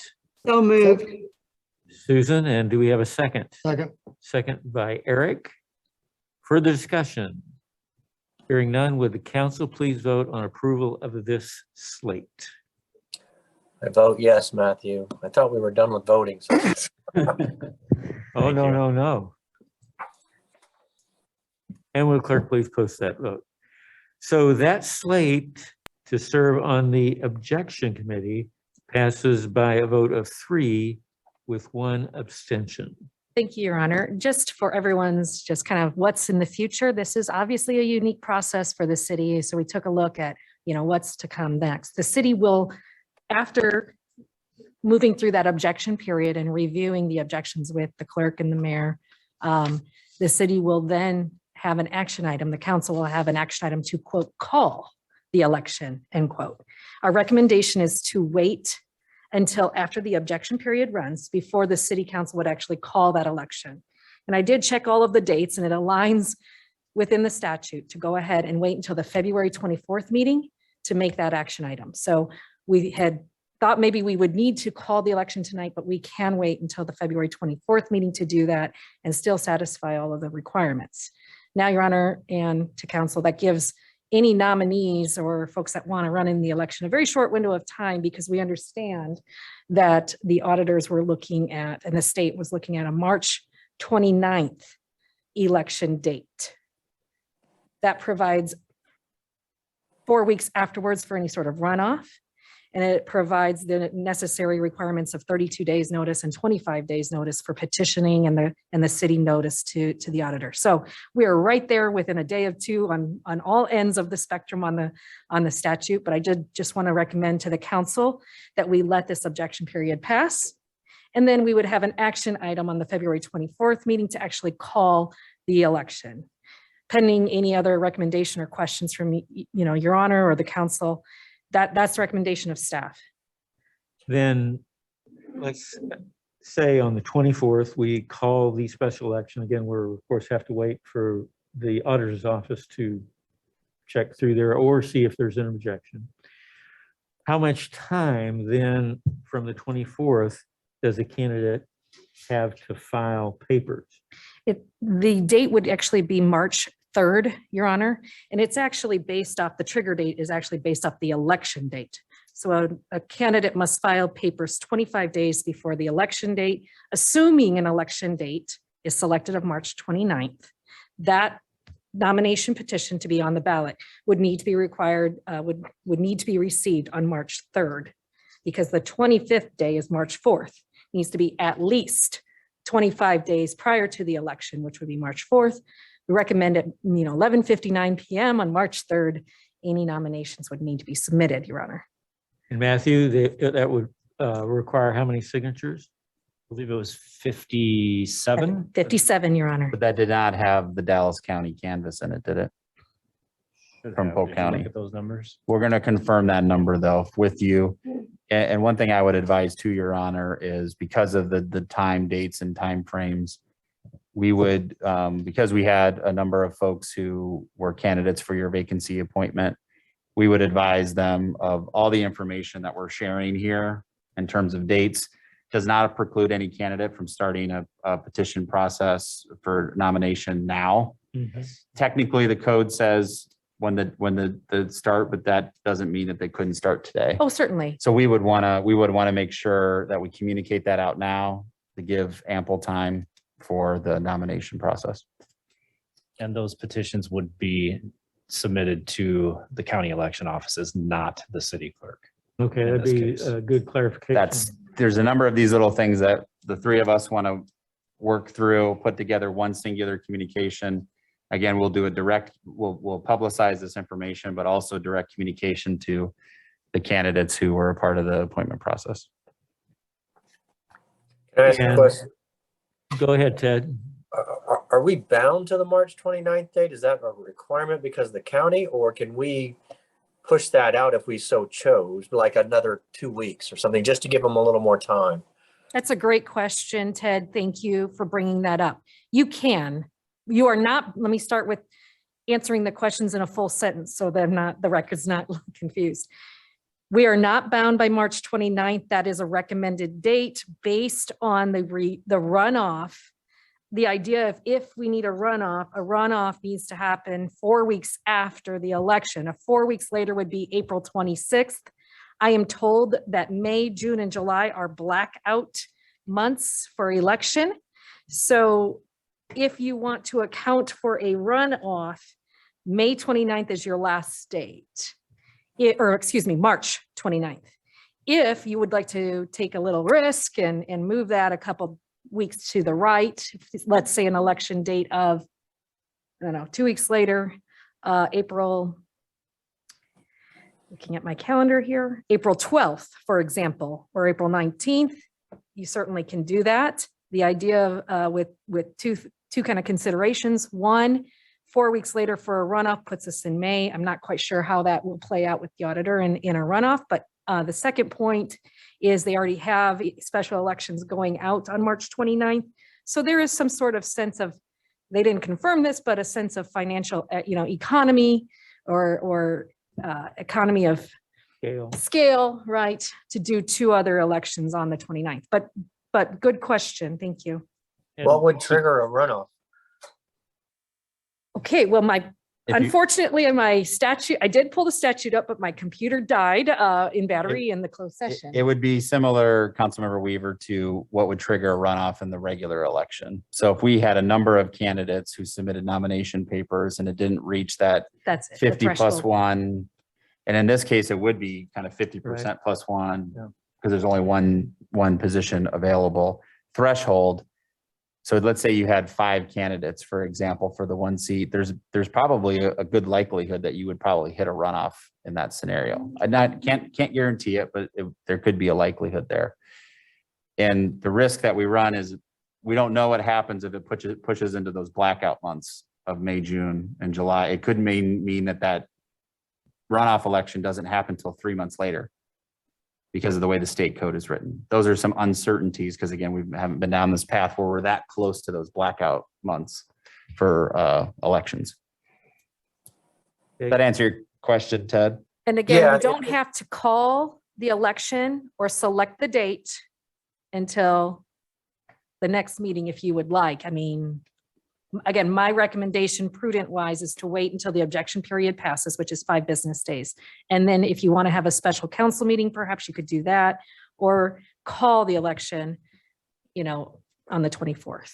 But those are some options, Your Honor. But if I understand what you're saying, you're going to put information together, reach out to those who were interested earlier, get that information to them, and then of course it'll be publicly available as well on our website so that everyone has the same opportunity to file papers by, I believe you said March 3rd, assuming that the election is on March 29th. That's correct, Your Honor. again, we're making some assumptions here on dates and the council's direction. Okay.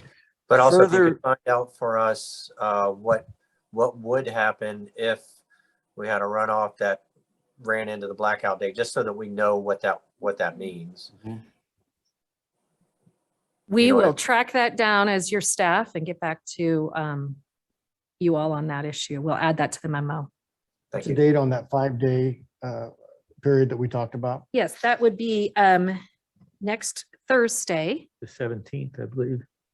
the 17th of yeah. February. It's 5 business days, right? 5 business days, Yeah. not counting today. So starting tomorrow. So tomorrow's Friday, Friday, Monday, Tuesday, Wednesday, Wednesday, Thursday. So by 11:59 PM on 17 February, objections should be received. Would it be the 5 PM? Yeah, it would be the end of the business day. I actually read it. Oh, do you? You read it as That's what- business? that I read it was our 11. Matthew, you're gonna have to stay till midnight. That was the Sorry. deadline for when we received the petition. Was end of business day today. You all can work on that, okay? Yeah. Anything else on this matter? Any other questions? Do you have further correspondence, Matthew?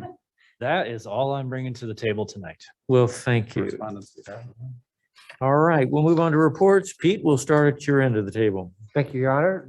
One thing tonight, if you would like to attend the Clive Chamber Annual Dinner that's on February 23rd, that's a Wednesday, please let me know. And we'll be able to get everybody together with a reservation. City will be happy to take care of that. Thank you, Pete. Anything further? No, Your Honor. Thank you. Thank you, Your Honor. Other than just meeting with all the city staff, I've had quite a few meetings over the course of the last 2 weeks. That's it. No other reports. All right, thank you. Ted, Yeah, I've got a couple actually. So the Icon Water Trails Committee met recently this past week, first time in person actually. Some of you may have seen the news reports about the fact that we had our first bid package go out for phase 1 of the Center Street design, and we did not receive any bids. The reason that was explained to us for why that happened was that the contractors didn't feel they had enough time. It's a very complex project with the dam mitigation and Birdland Marina and a number of other components to it. They only had about 4 weeks to put together the bid package, and that's why they didn't get any responses. And so they've reissued that, and with the benefit of the prior 4 weeks, we're having a pre-bid meeting next week, and there's a deadline of March 29th. So they'll have about 8 weeks from the time that it was submitted to the DOT. So they're optimistic that we should receive some more bids for that, and that first phase will be able to kick off here shortly. So things are moving along with the water trails. I've got over $30 million in private funding, and so we got the build grants and a lot of positive forward momentum with that. So hopefully we'll get some bids on that, and we'll start seeing some actual tangible progress. And the other big news that was that we extended Snyder as the owner's rep to continue to manage that process, and we all know how important of a position that can be. So so that's the water trails. And then MPO through the recent federal infrastructure free fall of money, the MPO is getting an extra $215,000 in operational funds. So not project based, but operational funding. And so that's primarily going to be used through personnel, and the primary position that will be added on will be a finance manager. Amazingly enough, the MPO does not have anyone there to truly manage the finances. It's kind of split up through Todd and a few other staff members. And with all of the different grants and programs and partnerships that the MPO is now managing. The finances have become pretty complex, and we just feel like it's an important position to now backfill really with some of those extra funding. The STBG, the Surface Transportation Block Grant, has been submitted, and our Hickman Road interchange is part of that submission. It's an overall $76 million project, by far the most expensive project on the list. The grant request is for 3.1 million. So that has been submitted, and once we get results on that, I'll let you know. And then lastly, at the last meeting, I was formally elected the treasurer for the MPO. So I am now in that position, and I actually attended my first finance subcommittee meeting for the MPO. So that's it. Thank you, Chad, and congratulations on that leadership position. We appreciate that. Congratulations or condolences. I'm not sure which is appropriate. All right, thank you, Chad. Eric. Yeah, a little bit more information on CVB Catch Des Moines. I indicated I extended the board of directors meeting. So it was a strong month in January with events hosted, including the Iowa Port Congress, our Renewable Fuel Association. So that boosted occupancy here in the metro. Some of the upcoming events that are some solid ones: AU Track and Field, several student ones, Fellowship of Catholic Students. The one I'm concerned about is the Iowa Association of Realtors State Convention, which could be some problems with those. But also hosted side events for Ironman and Red Bull as well. So the 2022 Catch Des Moines Visitors Guide has been released and is seeing some good traction there. And FYI, that Des Moines made the list of 50 U.S. cities worth exploring in 2022. So a couple of very cool things. Just want to remind everybody that Des Moines, the S are silent, and our city is booming. Thank you, Eric. Susan. Well, on Monday, the Polk County Council of Watershed Management Authorities met, and I was really glad I attended that because I learned that there is a proposal afoot from a legislator to look at providing funding from the state to put a watershed coordinator in each hydrologic unit code, or HUC 8 watershed, which would provide state funding to handle the North Raccoon, for example. So I don't know that that will move forward this year, since there hasn't been much work on it anyway. But of course, any appropriation issue remains alive until the end of session. So we'll see where that goes.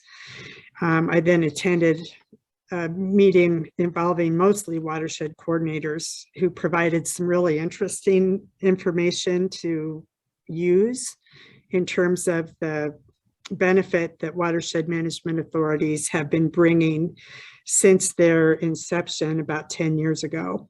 And I will share that document with all of you so you can see it. It's pretty interesting.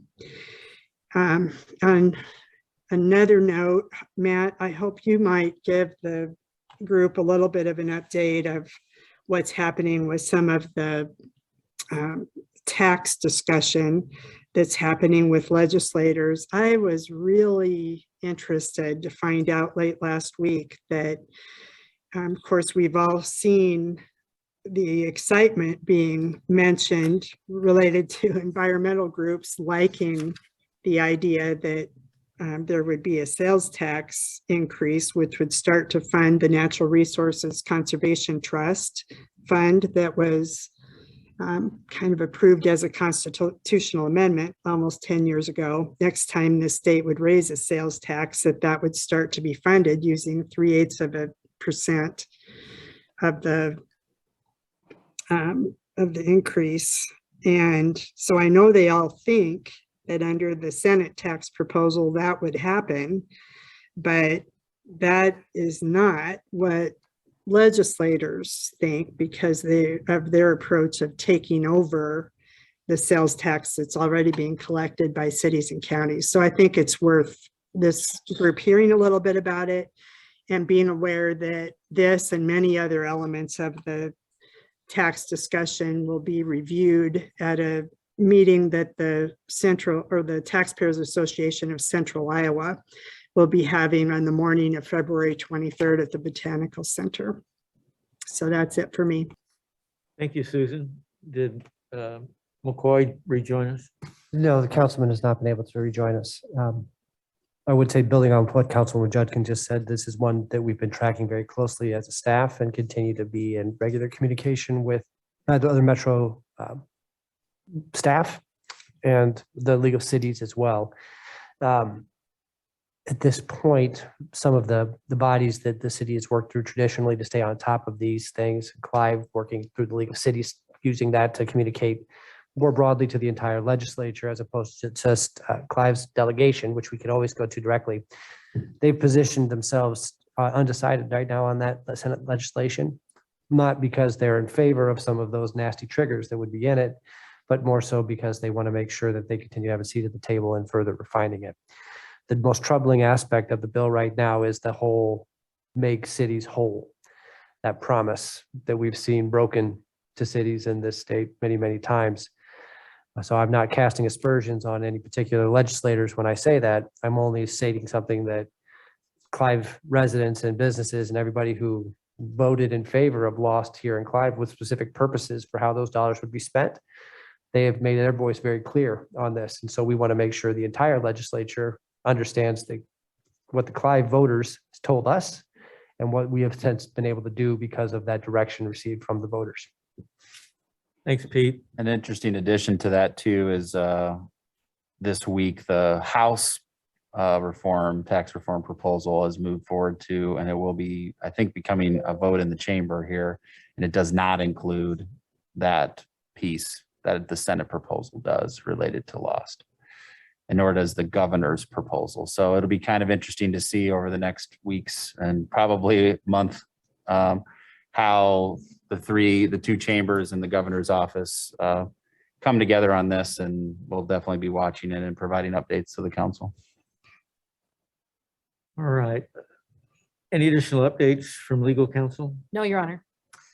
The only other additional things I have, Your Honor, is wanted to give Chief Rowe just a quick opportunity to provide an update on the investigation into the townhome fire, or duplex fire that occurred on Clark Street last week.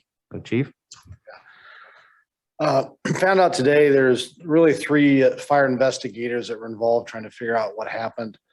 Fire Marshal Garcia, Sergeant Detective Herzog, and then the insurance investigator, who's actually a former ATF agent from this area.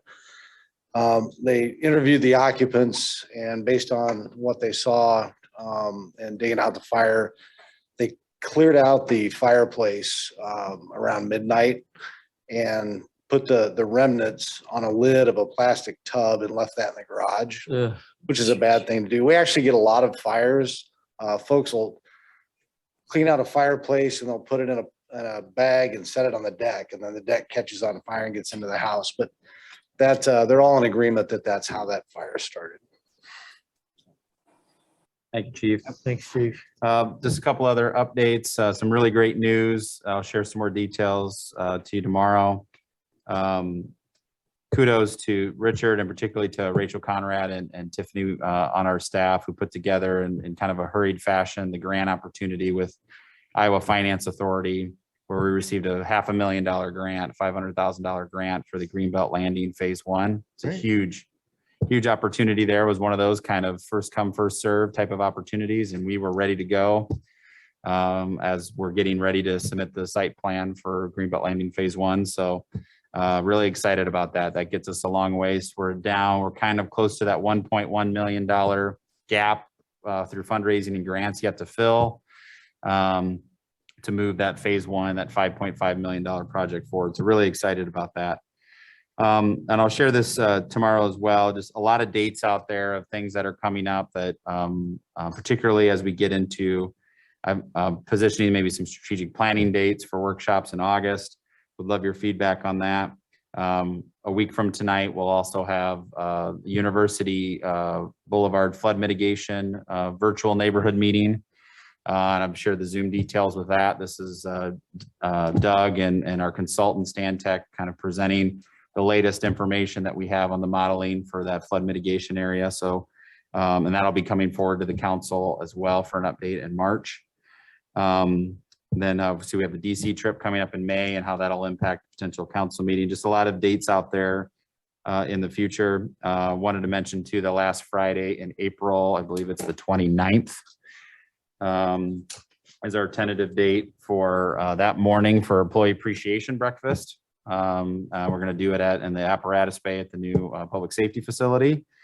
So we're kind of getting into doing that more in the spring timeframe cycle. So please mark your calendars for that. And then lastly, had the opportunity this morning or this afternoon to participate in a focus group with the recruiter that's working on the West Des Moines School Superintendent search. So appreciate getting the reach out from the school district of providing some input on behalf of the city in that search process. But other than that, and also we'll be sharing some information with staff tomorrow. We are looking based on the current where COVID numbers are trending of starting to relax some of our workplace protocols here, likely right after President's Day. So that's all I have, Your Honor, unless there's any questions. Any questions for Matt? Did you say the date of the employee appreciation again? Yes, it's Friday, April 29th. That'll be in the morning, 8 a.m. That $500,000 water resources related grant has got a federal origin with it. That's the dollars that kept the state of Iowa. So we've got a success story to talk about just from a staff perspective, but also something that we'll add to our talking points when we head to DC to engage with our federal delegation. Good, good. Looping back to the petition for the special election, what is the thought on trying to schedule a candidates forum? We're dealing with spring break, obviously, but maybe the week after that, maybe the week of March 21. Week before, assuming the election is going to be on March 21. March 21 is spring break, John, at least for some schools. Yeah, some will be in the middle week and some will be that next week. Yeah, that's up to the council. Typically, the city does not host candidate forums. And so we usually work through other entities, whether it's the chamber or Lions. Well, I guess my comment was to encourage that. I think it'd be beneficial. I'm happy to bring that up with Christie and the chamber to see if they have interest. Yeah. Finding the date will be a little bit tricky. If West Des Moines schools have break on that week of 21st, I mean, I think it probably needs to be the week before. Waukee is that week. Excuse me, Your Honor. Waukee is that week before, but Yeah, I think Des Moines schools are that week of the, what is it, the 14th?